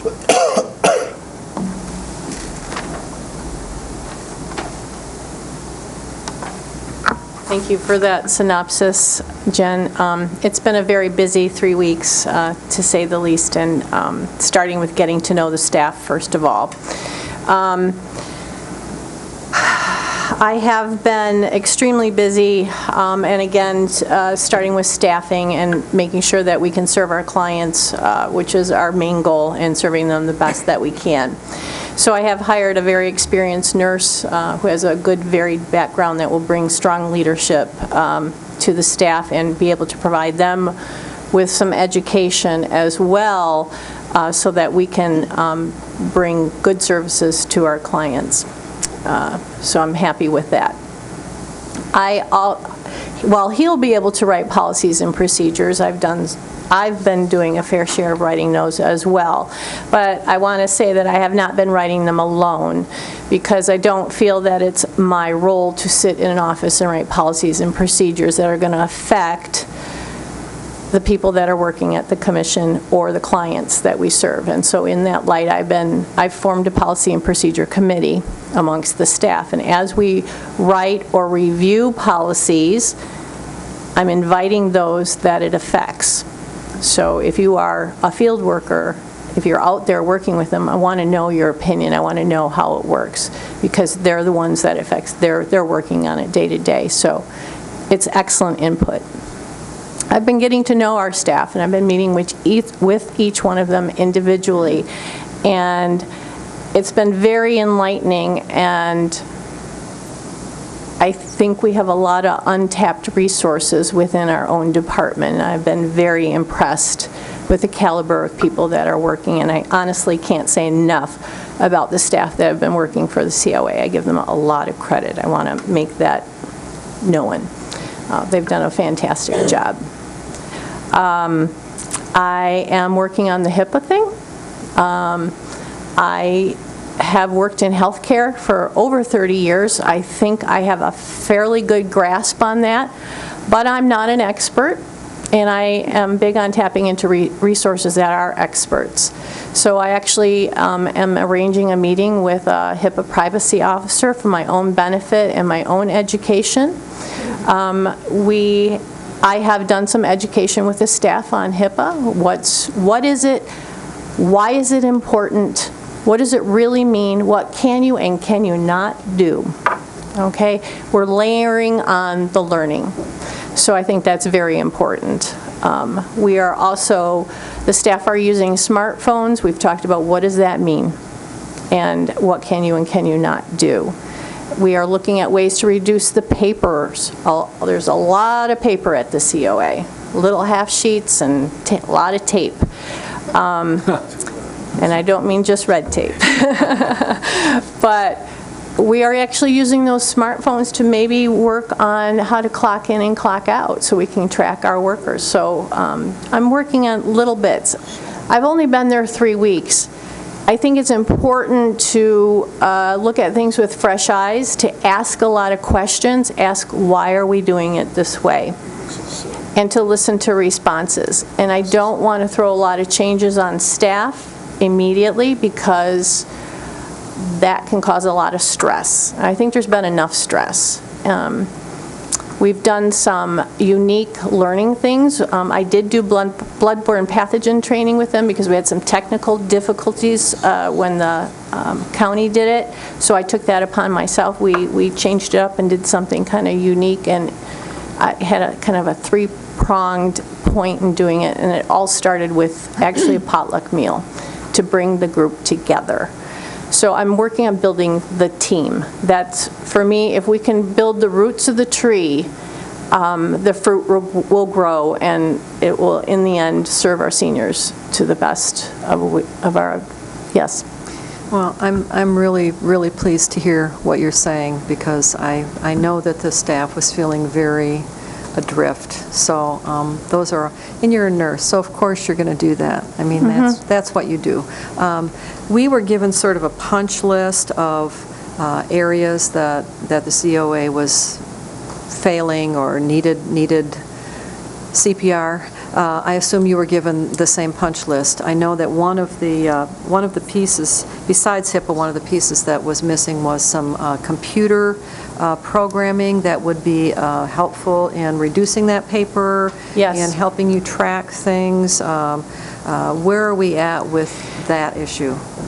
So what I wanted to do was I wanted to get the results of the scan thing first, okay? I think it's important to know where we stand with that, for starters. However, I do, that was on my agenda for next week. I've talked to some of the IT guys. I've had multiple discussions with them, and we've got a couple of companies that have apparently done some work and pitched their ideas and had some proposals made. I have not worked with them yet, and so they are going to be coming in and demonstrating to me why this will work. And the idea is that it will work with the smartphones that the staff have. Again, we're layering it all on. I wanted to get the results of that scan. Whatever we get, I just want to make sure that what we get, we can build on too.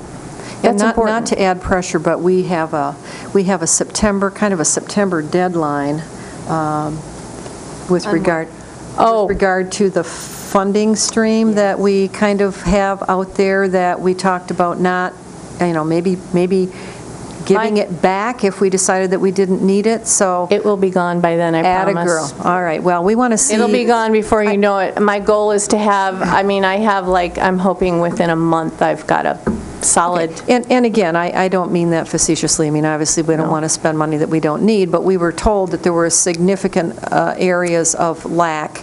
And so I had asked administration to have a monthly update from you because the COA is incredibly important to this community. I know you know that. You've been here.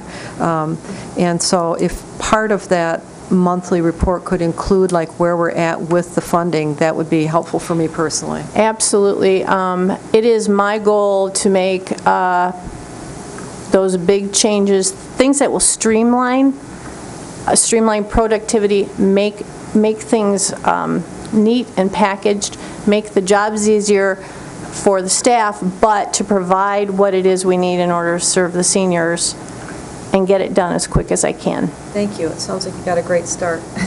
Bob? Yeah, to tag on to that, one of the things I would charge you with is to, per the COA policy, get that fund balance down to the manageable level. I think it's 60% plus, and that's ridiculous. You know, I said before, I have no doubt if we give you that, you're going to spend it. Hopefully you'll try to do it wisely, but I think it needs to be brought back down to a realistic level, again, per the policy, and not sit here and say, well, in case the millage doesn't happen again, you know, if you do right, the millage will pass. So. Right, and that's my goal. I want everybody to see a real positive change with the COA, and I think that with these tools, we'll be able to do that. I think the most important piece about it is to make sure that we're meeting the needs of the seniors in our community.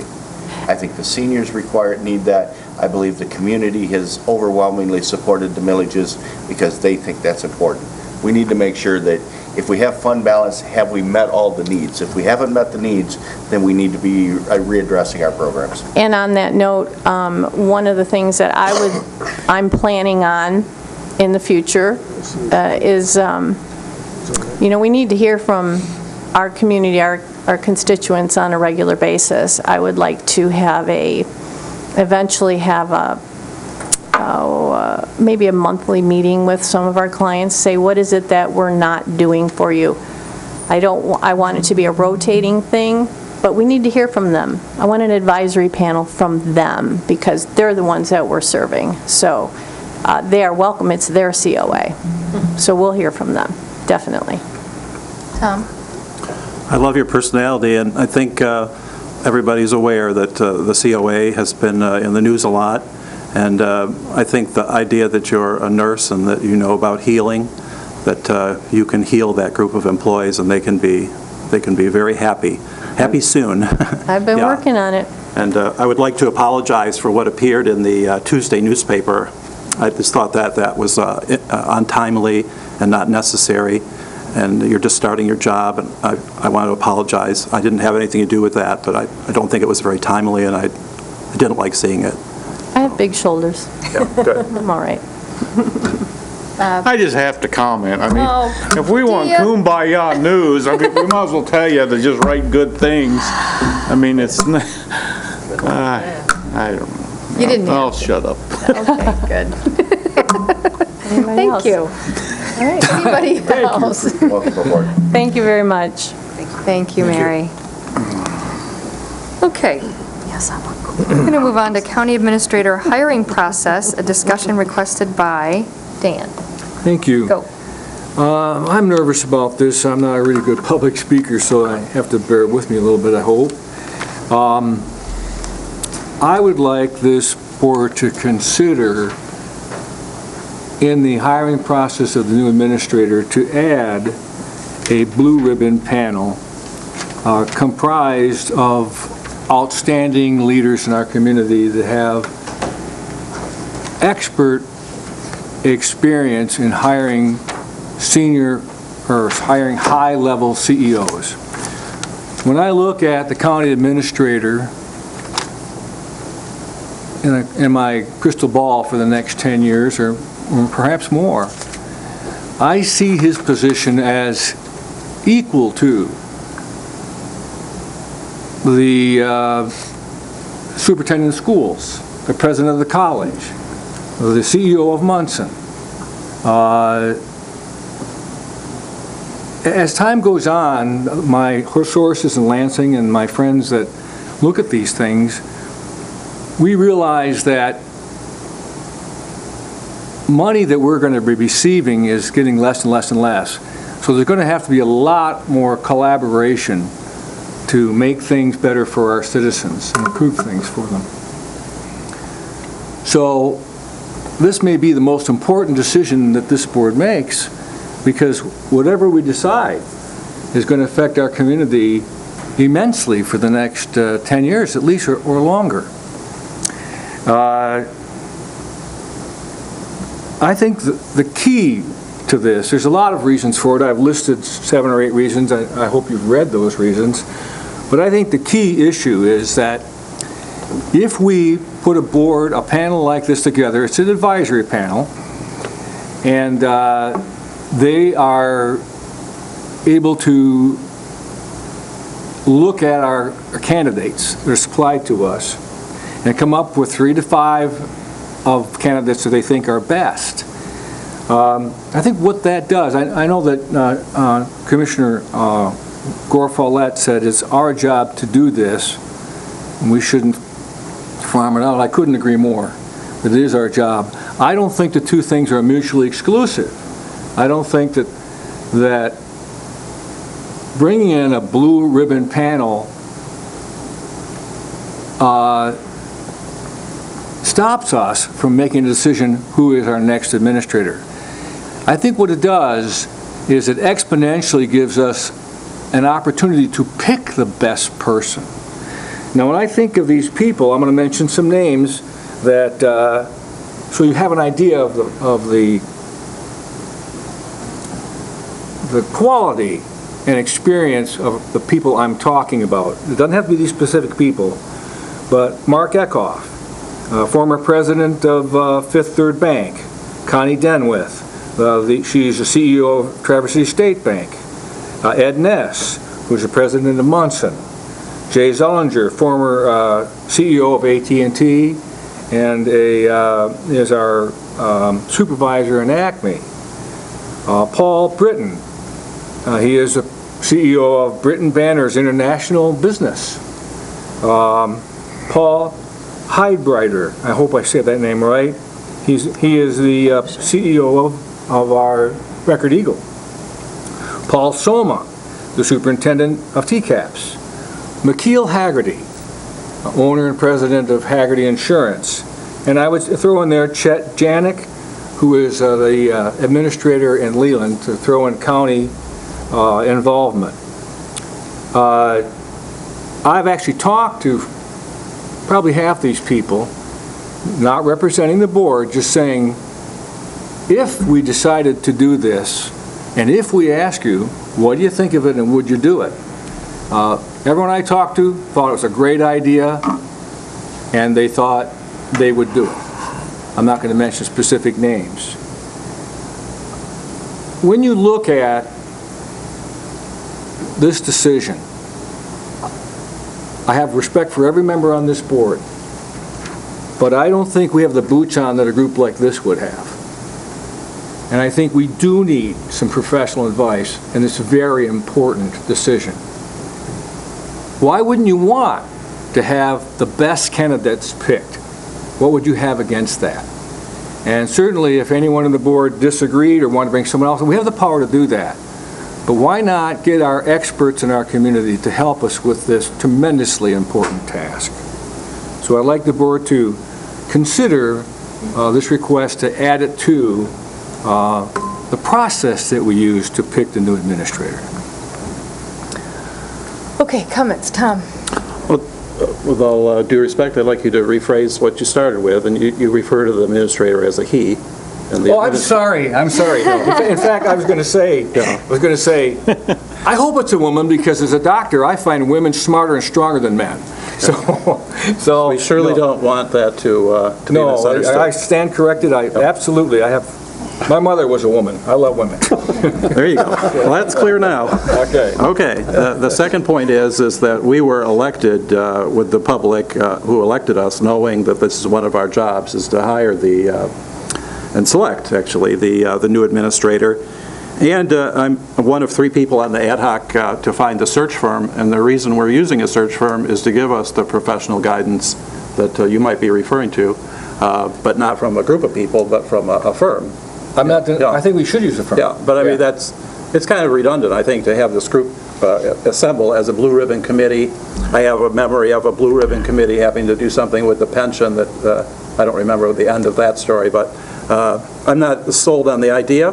But I would like to invite those people to come to our open sessions when we are discussing the final candidates, because they may have some very important comments to make. I know some of them.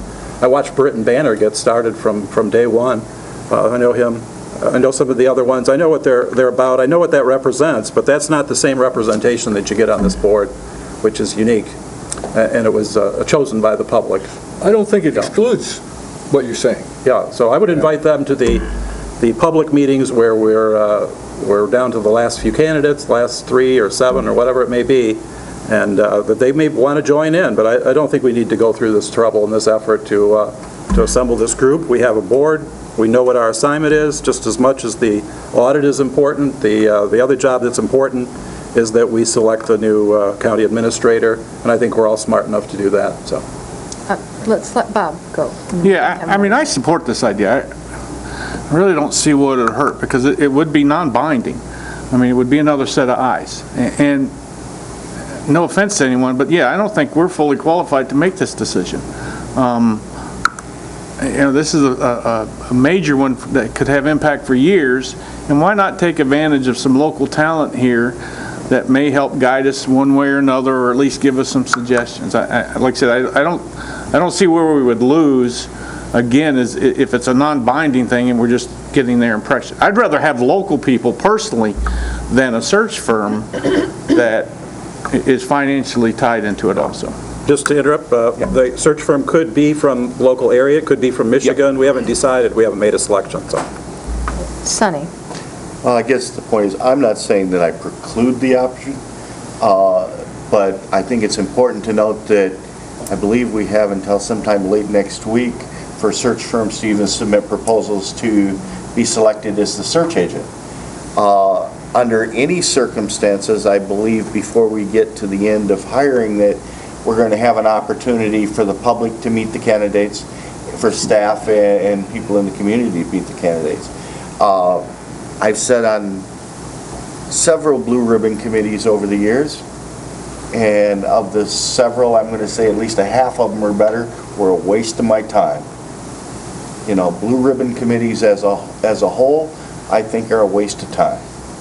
They just are. You end up with a lot of individual people with a lot of individual agendas, and I just think we're better off.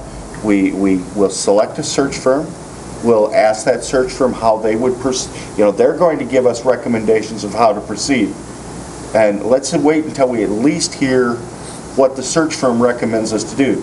Now, you know, obviously I've been through this 4 times. But the fact is, you know, we've done this where we've brought in the candidates, we've done 2 days of interviews, we've had social events involving the candidates where members of the public, members of the staff came and interacted with the people, and my phone rings all hours of the days and nights. So, you know, I'm hoping that if those people that want to be involved get involved, that they'll reach out and give me their recommendation. And I think that's how it happens. But I think the most important thing to know is that we have not yet selected a search firm. You know, we voted to select a search firm. Let's move forward to selecting that search firm and listen to how they recommend that we proceed. And Cheryl had something, and then we can go back to Dan. As long as everybody's spoken, then we can come back to Dan. Yes, Cheryl? Well, I guess I would start by saying that maybe I'm uniquely qualified because I've picked 2 presidents for Northwestern Michigan College, which was one of the entities that you named as being a big, important organization. So I was involved in the hiring of 2 presidents for NMC, so I do have some experience. But beyond that, I guess I find it a little bit off-putting, Dan, that you would suggest that this group of people aren't qualified to make that decision, because we are qualified. The voters of Grand Traverse County selected us to represent them and to make this most important decision, the most important decision is the picking of our chief officer, okay, our county administrator. Our second most would, and maybe equal, would be the fiscal responsibility. I think it's interesting that of the names that you named, and just curiously, there was only one woman in that group, although a number of those companies have women who are very high up in the companies. But I've never heard of any other entity in Grand Traverse County needing to have a blue ribbon panel make their hire decisions for them, or even advise on their hire decision. I've never heard of that. I've never heard of that. I like you, I appreciate where you're coming from, but it is a little bit offensive to say we need help in this very important decision. Anybody in the community is welcome to come meet the 3, 5, 7, whatever final candidates that we're going to have. We're required to do that. We're required to have a public meeting, let those people talk, meet people, be asked questions, and I would absolutely welcome their feedback, blue ribbon people, or anybody else, because everybody's opinion is going to be valid, okay? So it's another layer. It's a layer I don't think we need. It diffuses our authority, and it elevates people to think that they have more at stake than everybody else. Because I would suggest that you think of it this way: the most important relationship that the new county administrator is going to have is not, as Mr. Menzel had in his memo from which this idea generated back in February, it's not with this blue ribbon panel people, it's with the people sitting right at this table. The most important relationship for the county administrator is with his board or her board, okay, in my opinion. Okay, Ron and then Dan. Everybody talk once. Yeah. Go ahead. I'd like to see, if you call it a blue ribbon panel, someone else looking at these candidates. After all, and I don't want to offend anybody here, but if you recall, our current administrator was hired by a unanimous 7 votes. There are people on this board that are not happy with that hire. When we came onto the board, the previous administrator was released of his duties with 4 members voting. So we've made 2 selections for administrators that obviously by board standards were inadequate by people on the board. Let's not discard this opportunity. Let's look at it. Once we get our selection, we can choose later on to put a panel together or not. And we all can come up with names that we would like on the panel, and we can see, who that could be. But, as I sit here and know that there's board members here that do not appreciate the decision we made a year and a half ago. And when I sat on here 2 years ago, there was members of the board didn't appreciate the ones before. So I don't see where we're any more qualified than past boards. Thank you. Okay. I don't mean to offend anybody. I have great respect for all of you. I know that myself, I have a corporation. I've had 3 doctors that work for me and 30 staff, and I don't right now, but I did at the peak of my career. I could use some help, I think, in this decision. I think because it's so important, we should use people of this quality. I mean, it doesn't have to be these people. Are we afraid of their advice? And I'd like it to be more official so they take it seriously as a body. And it's not something that we have to do or we're obligated. I think what it does is it exponentially increases our chances of getting the best person in the job. So I beg you to look at it. I think it's reasonable. It reaches out to the community. And also, if these people are involved, not these people, but our community leaders are involved in it, when this person gets the job, man or woman, they're going to take pride in that they helped do this. And this person is going to be able to hit the ground running with the community leaders much better. But again, my key issue is that I think this Blue Ribbon group advising us exponentially gives us better chances to have the best person, and what would you have against that? Okay, so I get to talk now. Oh, do you Go want ahead. to? Okay. I have a few things that I wrote down. I'll try to make some sense of them now.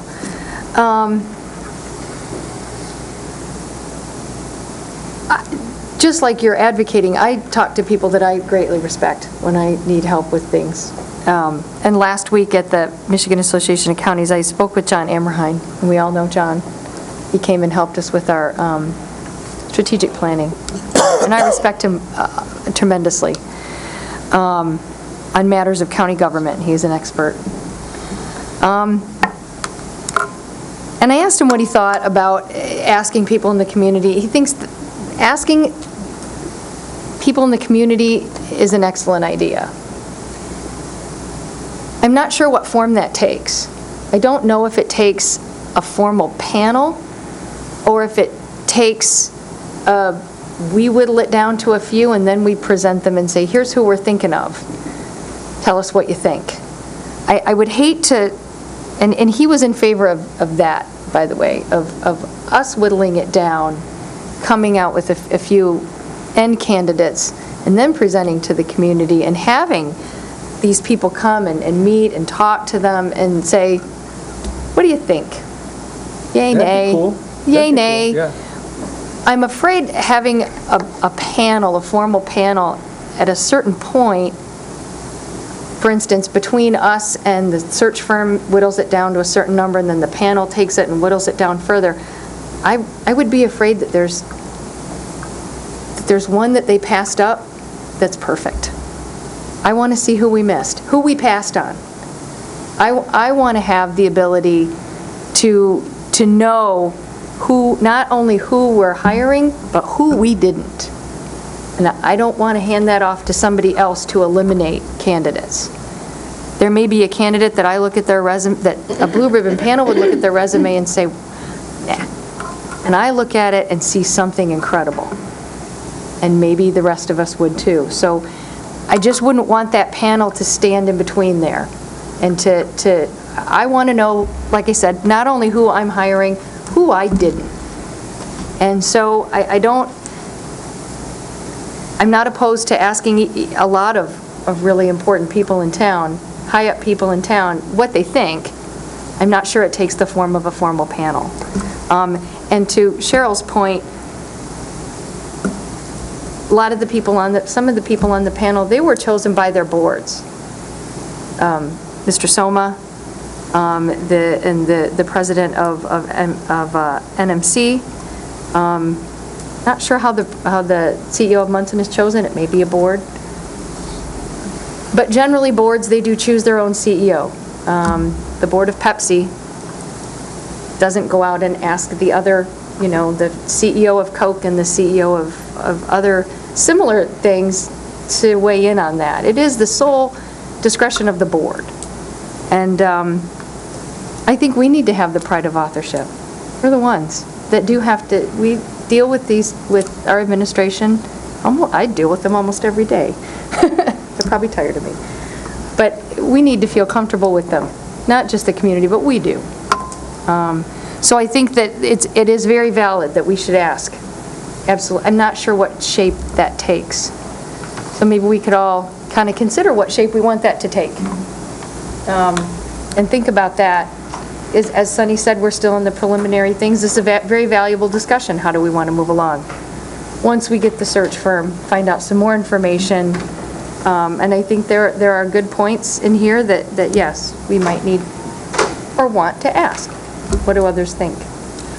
So, yes, and then I think Tom has I another want to thank the comment. board for discussing this with me, and I admire all of you and think a lot of all of you. I would like to see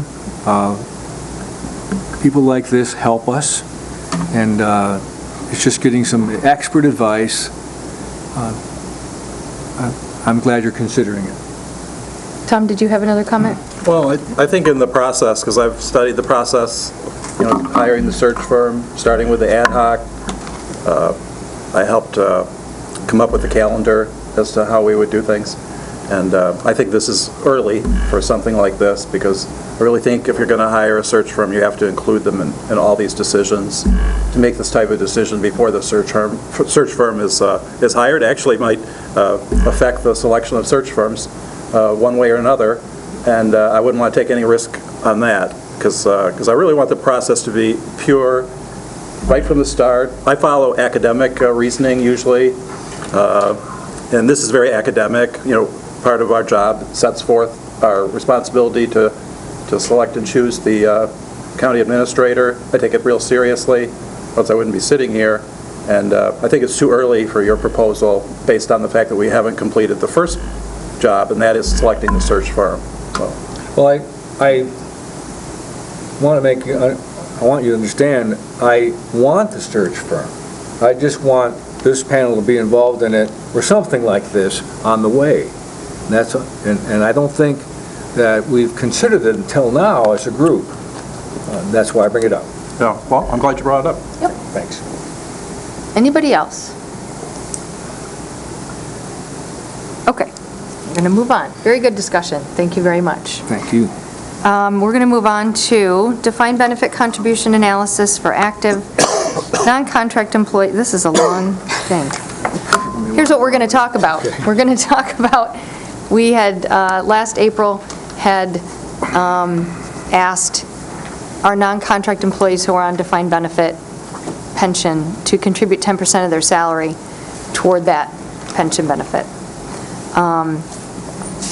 And I would like to discuss the possibility of changing that. So that's why I had it on the agenda for today. And I'll talk first this time. I didn't like it from the start.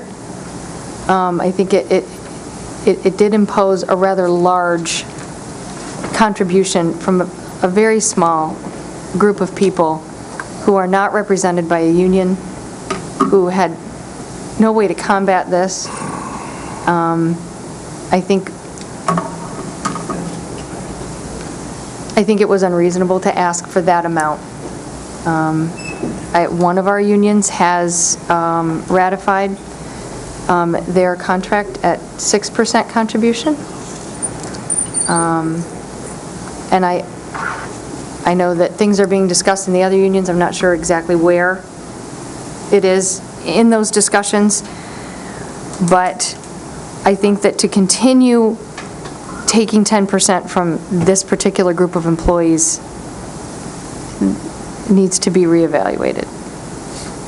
So I would like to know what the rest of the board feels about that, about adjusting that in some manner, temporarily, permanently, somehow giving some relief to these particular employees for this particular thing. Cheryl, and then Bob. I had also asked that this be placed on the agenda primarily because we were given a pretty lengthy presentation back in January on this issue, and we were also advised that it was going to be implemented in January. So the impact of this disproportionate system is being felt immediately and has been felt since January. I know that we're trying to work out a longer-term solution, and it probably feels somewhat piecemeal, but again, the impetus for it was to try and offer some relief to people who are being disproportionately nicked, as it were. And so just to move the conversation along, I would make a motion that the 10% be reduced to 6%. Support. And, okay. Moved by Commissioner Gorfulet, supported by Commissioner Johnson.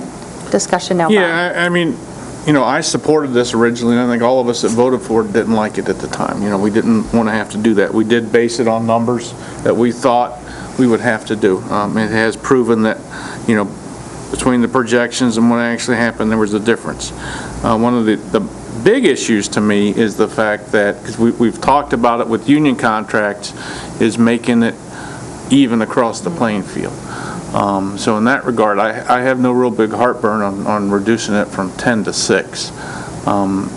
We do have to be mindful, in the future of what we're doing here. Next week's we'll hopefully get some idea where we're going with that. But, we're not talking about a whole lot of money at one point here, but the other part of it is you have to nickel and dime this thing, unfortunately, because all the low-hanging fruit was taken years ago. So if we could continue to not have pay for another 6-8 years. Bob's done now. If I could ask Cheryl if I could make a friendly amendment, and that the employees that had that 10% imposed on them be made whole so that the 6% is for the entire year, and starting in January, so that we can do those If we have the calculations. ability to retroactive, but I thought we'd had a conversation that we couldn't retroactive. No, I think that they can adjust what's taken out of their pay going forward so that it is an even 6% across the So year. I think that would be an even better resolution. Can you make that friendly So moved. amendment? And Bob is okay with that, or no? I'll support it, I guess, for discussion, but, Okay. I need some numbers, I guess, for that impact on what that's going to I do. thought we had that. Well, we have numbers of the difference between 10% and 6%, so. Right. Basically, that's the number that we're dealing with. I think it's about It's just- $17,000. So we're going to be talking about 9 employees, I think, that instead of contributing 6% for the rest of the year, are going to be at 4.8 or something like that in order to come out even at the end of the day, or the end of the year. So Dan? So I think I'm agreeing with that you don't have to give them extra money, just take out less in the future. Right. And it'll Right. calculate out to 6%. It'll calculate out to 6%. Their payroll deduction will just Yeah. be reduced to 4.86% or whatever it is. So it's at the end of the year, they're at 6%.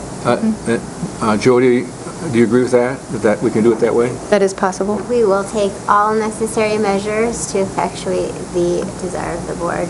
Okay, and I think that in the memo that Jody provided, it was about $17,500 difference total. Any other? Sonny? I have no problem with this piece at all. There was, I believe, another piece in that resolution that talked about the multiplier. Was that There part of was. the same resolution, or was that a separate? It was. I think we're just amending that, just the percentage part, because I don't know, I didn't ask for Jody to provide any. I wasn't prepared to go down that road. Well, I because wasn't- we're dealing with that It was next. part of the same resolution, so I just Understood. want to It make is- sure that we're not just going to do talking the about. percentage part. At this point, we're talking about reducing the payroll deduction to 6% annually instead of the other. At some point along the way, we're going to talk about the multiplier. I assume We next could at some week. point, yes. Okay, Yes. that's fine. Could they amend the existing resolution? Can we just amend that portion of the Amend resolution existing- from 10 to 6? 1.25 and then amend the existing It's resolution? probably just cleaner to that just way? do it as the motion has been suggested. Okay. Don't try to amend it. Okay. And like you say, you can come back at a later day and deal Okay. with the other part of it. Okay. Any other discussion? And public comment, Mr. Cooney. There you go.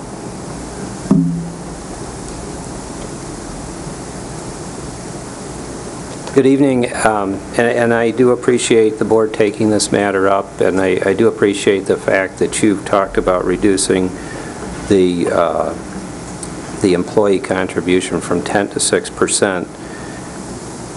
But the other part of that resolution was to cut the multiplier in half. So this was, as I described back when you passed the resolution, really a triple whammy, because there was also the health care resolution at the same time, the 20%. You cut pensions in half for what's left of us, 9 employees, and you charge us the absolute maximum that MERS even allows, which is 10%. And when I talked to Tony Rajanovich about that from MERS, he indicated, well, you're essentially self-funding your retirement benefit, or he said that's possible. He'd have to run the actuarial numbers, but essentially that's no benefit. In fact, I asked him, can I just have the money and opt out of the plan and invest it myself, because I think I can do better. But anyway, my problem with Resolution 4816 is that it was based on 3 mistaken assumptions at the time. One of those we've discussed ad nauseum tonight, and that's the $5.3 million accounting error in a $34 million general fund budget. That's a pretty big mistake. And I can see where the board would have a much different perspective on things if that was the projection. And it wasn't just for this year, it was a projection that was several years into the future of repeat multi-million-dollar deficits. On top of that, we were also told that there was no chance that MERS was going to extend this amortization period. The administrator went to MERS in July, pleading with them to extend the amortization period, and used what this Resolution 4816 as one part of his argument why MERS should allow a longer amortization period for Grand Traverse County. Well, MERS allowed any municipality, I think they've got 800 municipalities, to have up to 25 years, depending on what they negotiate with them, 30 years for other types of plans, without any conditions. They weren't asking you to cut defined benefit plans. They weren't asking for any of that. There were no strings attached to that. You can continue. May I have a few more minutes? Absolutely. He's off base on that. So, and then the third mistaken assumption, and we heard this over and over, that these employees have never contributed a dime to their pension plans. And I included in your packet the resolutions that indicate that over a period of 10 years, defined benefit employees gave up over 10%. They gave up some money for health care benefits as well. These were cost of living adjustments specifically given up to purchase pension benefits. Elected officials, it was between 5.5% and 6% over that same time period. So that was never included in that discussion. I know I talked to one commissioner who indicated that they felt that, well, that was paid for in that year, but the bottom line is all of these people's salaries are substantially lower today because they opted for the pension benefit, not the increase in salary. So they did pay for those pension benefits. The other point I brought up last year is that I think this is just bad policy because it's so unfair to a small group of people, but also because that group of 88 employees that they talk about in the 2015 pension report, well, that's now about 64 people.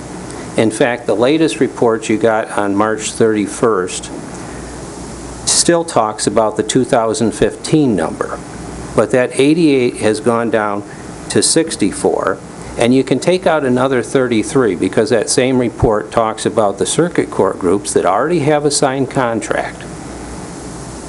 And apparently, from the tone of the report, we're going to leave that alone. And that's a group that has employees that could have been hired as late as 2015. So someone that might have a couple of years of service is going to retain that pension benefit, but my office manager with 25 years with the county will not. So you've got 31 employees left.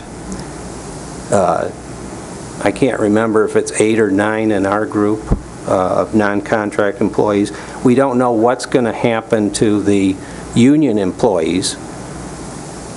There's been discussion about the ASME group as if it's a large group of defined benefit employees. One defined benefit employee who was outnumbered by the 5 other employees that are in the defined contribution plan who stood to lose step increases and other benefits if they didn't settle when they did. Lynn Stockwell, that one employee, was thrown under the bus.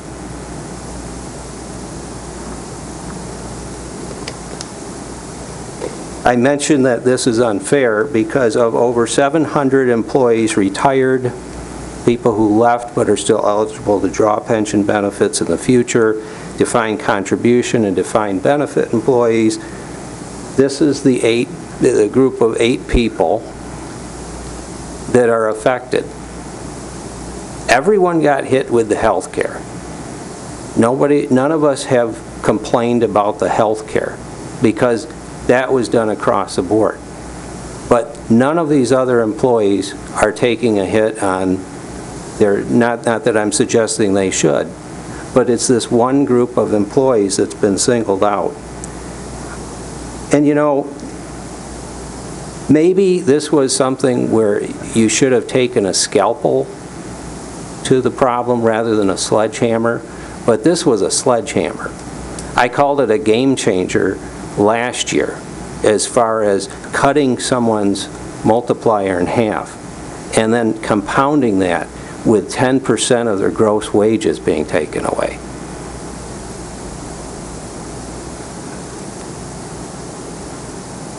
And then the fact that all of these employees, I believe now, would have to have 18 years with the county. Most have over 2 decades with the county, where they've made other life choices, they've given up other opportunities because the county held out that there was this pension. Finally, you know, our request is to rescind all of Resolution 4816 until you figure out what are you going to do with the union groups. What are you going to do with the circuit court group, if anything? It looks like that ship has sailed. And to treat us fairly, I guess, is the bottom line. So thank you for your consideration again.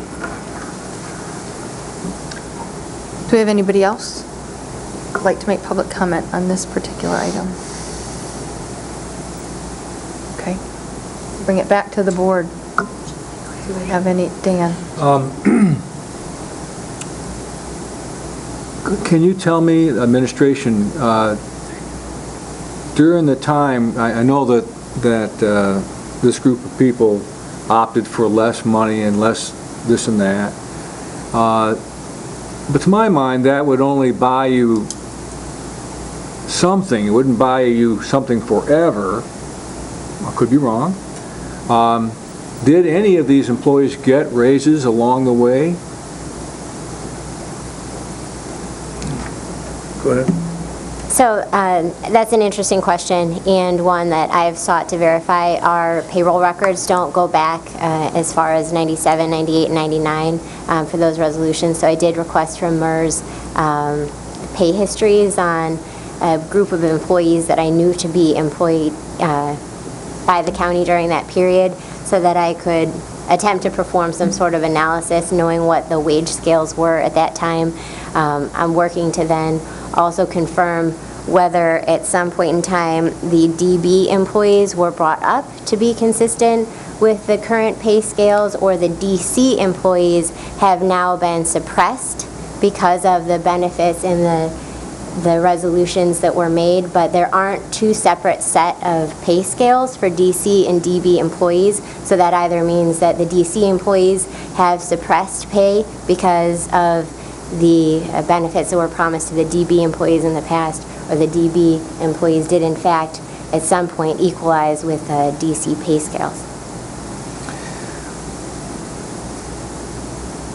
So this group that we're talking about right now if it were to go back, what would be the multiplier? So actually, that's what I just had noted to Jen, that I did reach out to MERS and confirm that it would be possible for the board to take action on reducing the employee contribution. That is a procedural issue and just a matter of filling out a form and having then the resolution and the board chair sign that form. What would the multiplier be? Do you know? With the multiplier, I don't know, with the fact that we have reduced as a county for one of the divisions, the multiplier to increase it at this point would be an enhanced benefit. So I'll have to speak with MERS about that procedure. I guess I'm asking, what was the multiplier to start with? Oh, it was 2.5. Yes. 2.5. And in the industry, what is the usual multiplier? Well, the city in 2009 went to 1.5. Okay. Yes? Sure, yeah. Ken? You have to come up here. Into a 401K plan. So that's a hybrid plan. That's why a 1.5. Mary Illinois' report last year, or in 2015, indicated that the average MERS benefit was 2.5. There was a range there, or I shouldn't say the average, but the majority of the benefits were 2.5. As long as you're there, Counselor, are you suggesting that this group contributes nothing toward the retirement? Zero? I'm not suggesting that. That's where I said, you could have taken a scalpel rather than a sledgehammer to the benefit. The actual amount of money, if you want to figure that out, in this latest report you got on March 31st, it's estimating based on 88 employees. I don't know why, because there's only 64 left, and 33 of them are in the circuit court group, and they're not going to be touched. So you've really got 31 employees. So if you take the 216,000, I think is what the report said we were going to save between the reduced multiplier and the employee contribution, well, what's the difference between 31 and 88? It's probably about a third. I just guess I have a problem with people not contributing anything to their retirement. Well, the average contribution is 5.5% to 6% employee contribution. Now, I don't know if those employees also, they have a stack of resolutions where they gave up 10 or 5.5% or 6% over the years, but it's an average of 5.5% to 6%, but the benefit multiplier is 2.5%, not 1.25%, which is what it was reduced to. So 1.25% is something you give out for a hybrid plan, where there's also going to be a contribution to a 401K plan, or 1.5%. So, as I said, I think if you had taken a scalpel to it, rather than the sledgehammer, we might have all understood. But there was no discussion with these employees. When you passed Resolution 4816, it was supposed to be a study session. We really haven't had a study session on this yet. That study session turned into, well, let's just do it. I really think there was almost no thought about this. There was one proposal put out. Well, the only proposal is cut the multiplier in half, charge them 10%, which is the maximum we could do. I'm sure if it had been 20%, we would have gone for the 20%. And now you've got the strange situation where my office manager, because she's self-funding her retirement benefit, makes less than the people in real compensation than people she supervises. Sonny and then Cheryl. Well, I think it's unfair to say that these people have never contributed to their pension, because there's no question, there's documentation that they've given up things in negotiations over the years in place of actual payroll deduction for their pension. I've been a long time, 20 years, sitting here complaining about getting a master contract where the things were even. And that's why I will support the 6%. I will not support cutting the 2.5 to 1 1/4, because I don't think that's fair. These people have been employed for a long length of time, and that's why I asked earlier in the discussion to make sure that we were talking about just the 6%. We're not talking about the multiplier.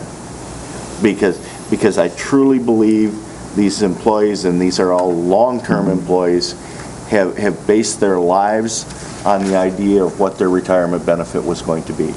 I mentioned last week, or 2 weeks, whatever, in a meeting that we needed to do some sort of analysis of what one of these 20-year employees' retirement benefit value is today.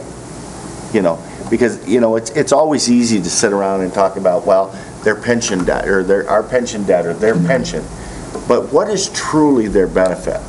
If we take an employee that makes $50,000 a year, and they've worked here 20 years, their pension benefit is $25,000 a year at 2.5% multiplier. Can any of us live on $25,000 a year? So it's easy to talk about pensions and numbers out there, but if you don't actually assign dollar values to them, it's hard to picture what you're talking about.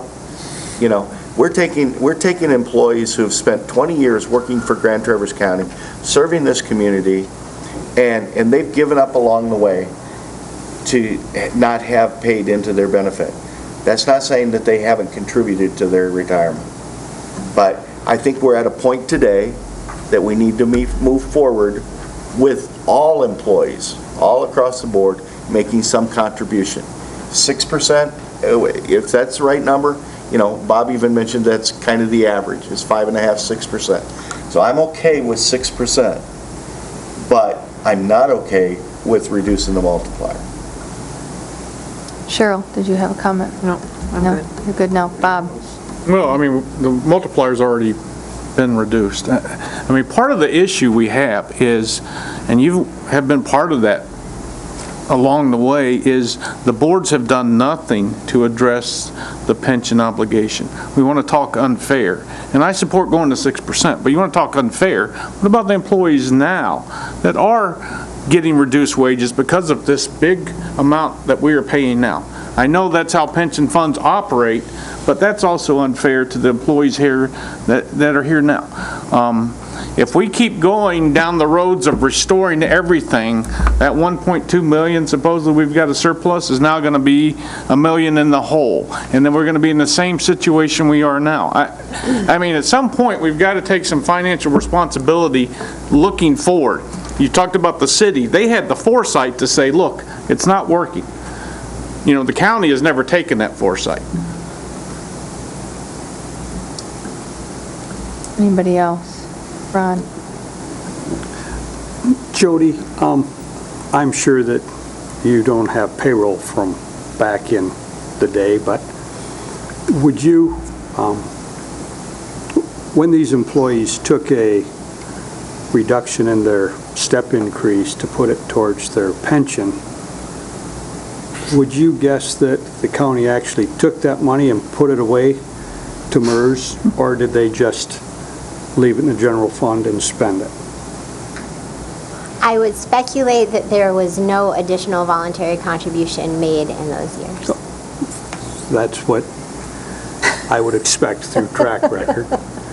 And Surprise. so now I'll go back to previous, because that falls on administration and the board. That goes back to our previous administrators hired by the previous boards. Just connecting that to this. And previous boards, not doing their job. Correct. We want to change that Sure we do. here, and we're in hopes that 20 years from now, They won't be they're not trash talking talking us. about us. So, Oh, they will be. They will. well, I'm sure they will. That's all I've got to say. Thank you. Bob? Yeah, and I mean, I want to add one more thing. The easiest thing in the world to do is sit here and say, all right, we, coulda, woulda, shoulda. You do have that hindsight to look at it. Again, I think we have to take baby steps in this process, because we do need to address, the unfunded. We need to make sure we do balance the needs of the county with that, so. That's next week's meeting. Yes. That's right. Well, can I? Next week, we'll fix We it. might still be here. Can I, no, we're almost done. Can I ask Jody a question? I kind of heard you whispering over here that is it, because we've already reduced the multiplier, would it now, if we rescinded reducing the multiplier, how does that work? I heard you say the words benefit enhancement. Going forward. How is that? Yes. Explain that. So that would be my concern, that MERS would have the requirement that any enhanced benefit can only be performed when you have fully funded the plan. It's another opportunity for yes, MERS Bob. to screws to us. If the board were to change the multiplier, if they were to adjust it up anyway, it would require the MERS board to approve that because we're not 100% funded. Okay. So can we, Yeah. I would like to say, can you put that portion of our discussion about the multiplier on next week's agenda? Absolutely. Because we had talked about the agenda earlier. Can you put that one on there with that? As part of the pension. Because that, yes, that belongs there. That's why I suggested that we not deal with that Right. portion of this issue. So, yes, that needs to be discussed next week.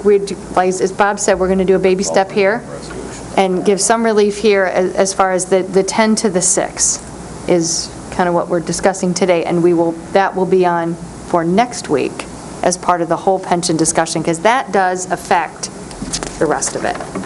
So, yes. Is there anything else? So, one quick thing. 'cause Bob, we're- wasn't there another scenario that I'd heard in the past, that how long it would take for an employee to get back to where they were after the cuts were made? Like how many additional years would they have to work, or some kind of comparison like that? Double. Essentially, it's as simple as that if you had to work 8 more years to max out your retirement benefit, you now have to work 16 years to do that. Maximum benefit being 80% of your wage. We can revisit that. Well, that's something else to talk about. Yes, Which yeah, we'll occurs revisit. at Remember about that for next 32 week. years, or did occur at 32 years. Now I think you can move that back to about 40 years. Okay. Well, not if you just hired in, I guess, but, so, thank you. Okay, so we have a motion and a second, and the motion is to reduce the multiplier from 10, or the multiplier. Now I messed up. It's getting late. To reduce the contribution, the employee contribution from 10% to 6%, and making them whole for the year at 6% for the year. Okay? May I also ask that you add to the motion that the authority be granted to the chair to sign the necessary documents effectuating that change with MERS? Is that good with you and good with you? Okay. So, all those in favor say aye. Aye. Any opposed? Motion passes. Baby steps, we at least got that part done. Okay, very good. Thank you. Briefly, we are going to go on to this new business that I added, Brownfield ad hoc appointment. You all have on your desk a note from Jean Dorenzi that was Brownfield. If you read it, I'll kind of summarize it, that they're kind of changing the eligible activities. And they have requested a subcommittee consisting of 2 city commissioners, 2 county commissioners, and the chair of the Brownfield. So we already have Cheryl Gorfulet as one of our county commissioners, and so for this subcommittee, they are requesting another county commissioner. So do I have volunteers, or will we go with victim? Oh, Ron. I'll volunteer for that. Ron will volunteer. Oh, dear God. No. Cheryl, come on. Would you rather have me? We don't need to vote or anything. That was just, I was asking for participation, and I got it, and I was going to pick a victim if there wasn't going to be anybody, so.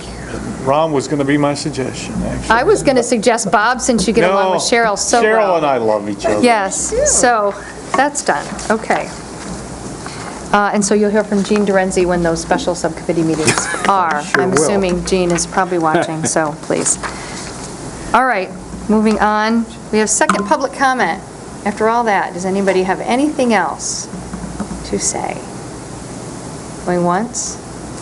Twice? Okay, good. Commissioner Department reports, we have briefly from Commissioner Mayer, has this lovely board back here that he would like to tell us about. And he also passed something out on the way in. I guess I have to stay here, right? Well, Or you can go to the podium. you can go to the Yeah. podium and you can Take put it your- in front of you. Right Your next to sign you. and get to the podium. There you go.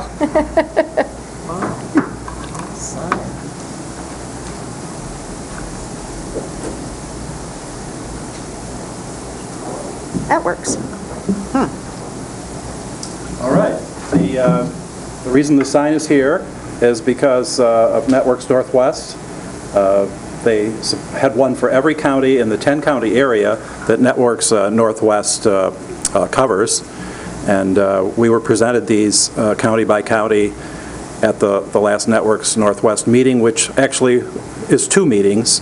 There's the board at large for Networks Northwest, and then there's the board of 10 commissioners for the 10 counties. So similar to the old Council of Governments form. So that board meets first, and then the board at large meets. We were presented with these. I brought it back. It's been sitting upstairs for several weeks now.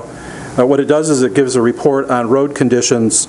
These are county primary roads and city major roads.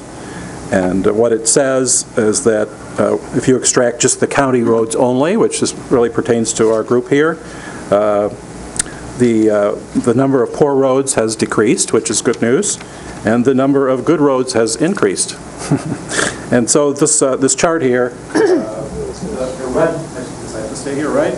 The red part of the bar chart on the far right is 2016, and the poorest roads are at the bottom and the better roads are at the top. If you look at the color coding, you can tell what kind of a road or line it is. I'll just read a small part of this. The amount of good roads increased, the poor roads decreased. It's a steady improvement. As we know, there's still a lot of road issues, partly because of the season. It's hard to keep the holes filled. 42% of county federal roads, state trunk lines, and city major roads in Grand Traverse County were rated 5 to 7, which is fair. So that is slightly down from the previous year. And that includes the county and the city, in other words. That's why that statistic is different. 23% rated 1 to poor. That's almost 10 points lower than the regional average. 35% were rated 8 to 10. That's good. That's up significantly. So on the top end, the improvement is significant for both the county and the city major roads, but not for the city in the for the fair and poor. Those marks are down, or worse, I should say. Does that make sense? Mm-hmm. Yeah. Generally, things are better, and if it wasn't this time of year, we might not all be thinking about how bad the roads are. Thank you. Thank you, Tom. Thank you, Tom. Thank you That's a for beautiful, It's Very nice. Thank you for your service on the Networks Northwest. Yes, ma'am. Cheryl. I have something. Go ahead. That's fine. It's not a report, but I just wanted to, state for the record that I was very distressed by the administration's actions in going to the press regarding this alleged election irregularity that they are suggesting our former employee may have engaged in. I'm primarily upset with it because I believe that the action may have exposed the county to significantly greater liability than we would have had if there was an election violation. I base that on my belief that my understanding is that from the report that the county administration went to the employee and told her to cease and desist her activity. Once she was advised to cease and desist, the liability for the county ended at that point in time. It would be on the person, not the county. By publishing this article in the event that the election commission does not find a violation, the county has just engaged in defamatory conduct, which is actionable. And so therefore, I am concerned that we have created a more significant liability by doing this. I think it was ill-advised. I'm not sure how it was advised, but I think it was ill-advised. And it speaks to a continuing concern that I have of reading things in the newspaper that I don't think belong there. And after our last meeting, Mr. Menzel also published an article in the newspaper rather than this open conversation that he claims he wants to have. And it's very distressing to me. I don't think it puts us in a good light as a board or as a community, and I would sure like to see it stop. But I'm real concerned that we're looking at a defamation suit possibly as a result of that. So I just wanted to be on the record. Okay.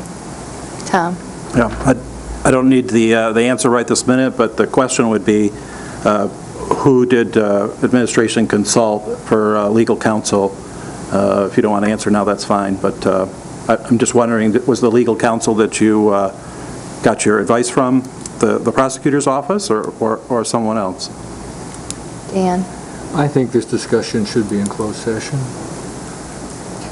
I don't think it qualifies for closed session. No, and I think it's just something Cheryl wanted to say. I don't know that if We're it's... discussing potential lawsuits. It should be in closed session. Yeah, but you can't, unless you've got specific litigation, you can't. It's not an actual pending We'd lawsuit. be happy to go through the process in detail if you would like to set up a meeting with us, and we'd be happy to walk through it step by step on what took place. So Why can't we talk about it right now? This is public business. It's a public issue. You put it in the paper. It's public.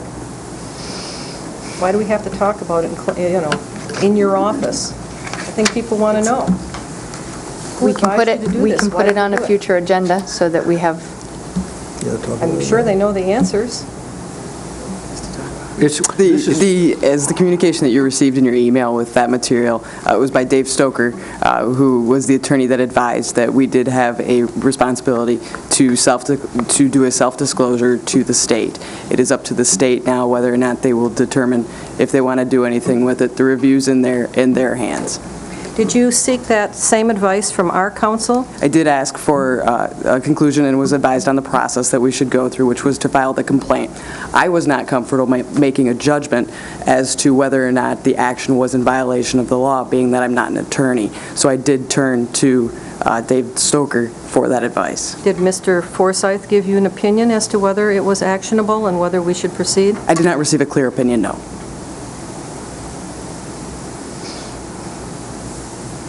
Do you want my comment? Please. Yeah, that's correct. My advice was, I advised administration of the process as outlined in the Campaign Finance Act of filing a complaint. The analogy I would use is if this was an alleged violation of the criminal laws, an investigation would be done. That investigation would be done by law enforcement. Here, the investigation is done by the Secretary of State's office. So that was my advice in this matter. And do you have an opinion on what the liability would be for the county in the event if they did investigate this? As I explained in a communication to Jen DeHaan, I believe the county's liability was minimal because the county took steps to stop the alleged violations that occurred. Do you have any opinion on what the county's liability would be for a defamation suit? I really don't have an opinion on that. I haven't really done any type of analysis on that. Okay. We'll move on to notices. I have something to say about Peninsula Township. Okay. Hate to draw back the meeting up, it's very important. Bluff Road, the road commission had decided to clear out over 300 trees. The community rose up in a way I've never seen before, with hundreds of long letters unhappy with that decision. I called on Tom to help me gather all the people involved in this, both the road commission, they hired an attorney, a good one, and then the township decided to join, if there is going to be a lawsuit, township decided to join with the citizens against the road commission if it comes to that.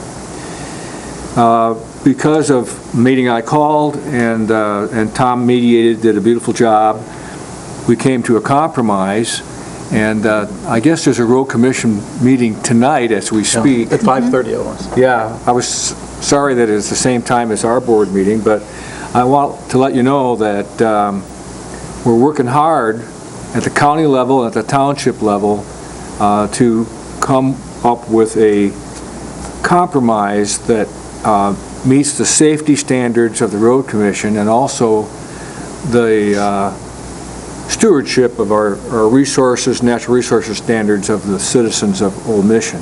I just want to report that to you. Thank you. Tom? May I add an agenda item for the future? Sure. Okay.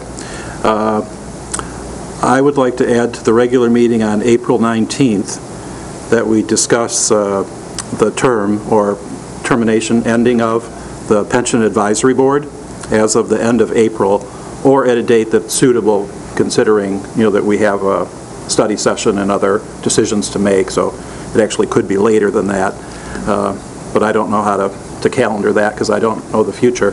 But at least we could bring it up this month at a regular meeting, that the life of that board would have a definite ending. I was at the last meeting.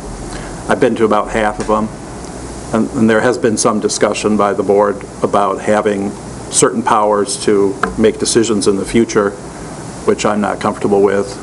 Okay, we can put it on without a discussion, at least. We will put it on to Yeah. be discussed. Thank you. Yes, Bob? Yeah, I will not be here for that meeting. I rearranged so I can be here next week, because Yes?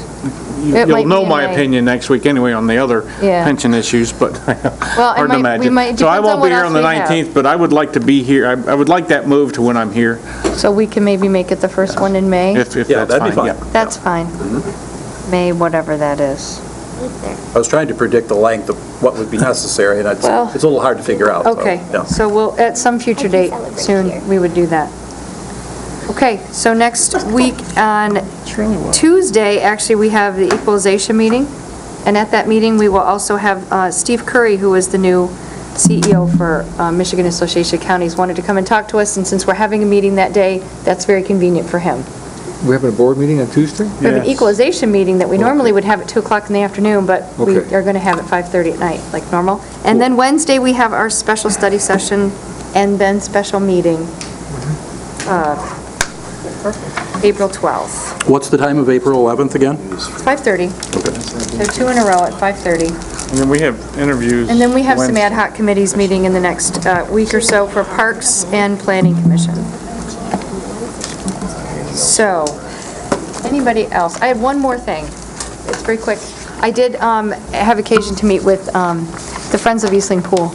They wanted to come and give me a little update on how they're doing. They're doing very well on their capital funding campaign. They're going to take it to the public. They've been have a whisper campaign, for trying to get some, I would call them heavy hitters in initially.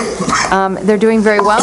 They are very organized as to how they're going to go about for the fundraising, so they're very optimistic. And they're doing very well, using their planning grant that they received to help plan out their fundraising. So they gave me an update, and it's good. Yes, Bob? And that just kind of, are we getting any reports at any time soon about the Y in the pool and how that's going? We can? You can ask. When?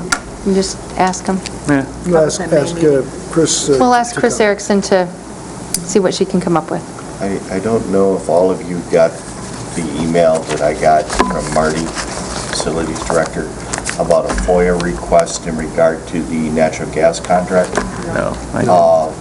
Well, we all got letters Well, about, someone wanted. the same thing. FOIA We all got request letters. For all the recently signed contracts, and we have not signed a contract for 2017 as of this time. okay. Anything at all else? No closed session? Okay. With that, we are adjourned.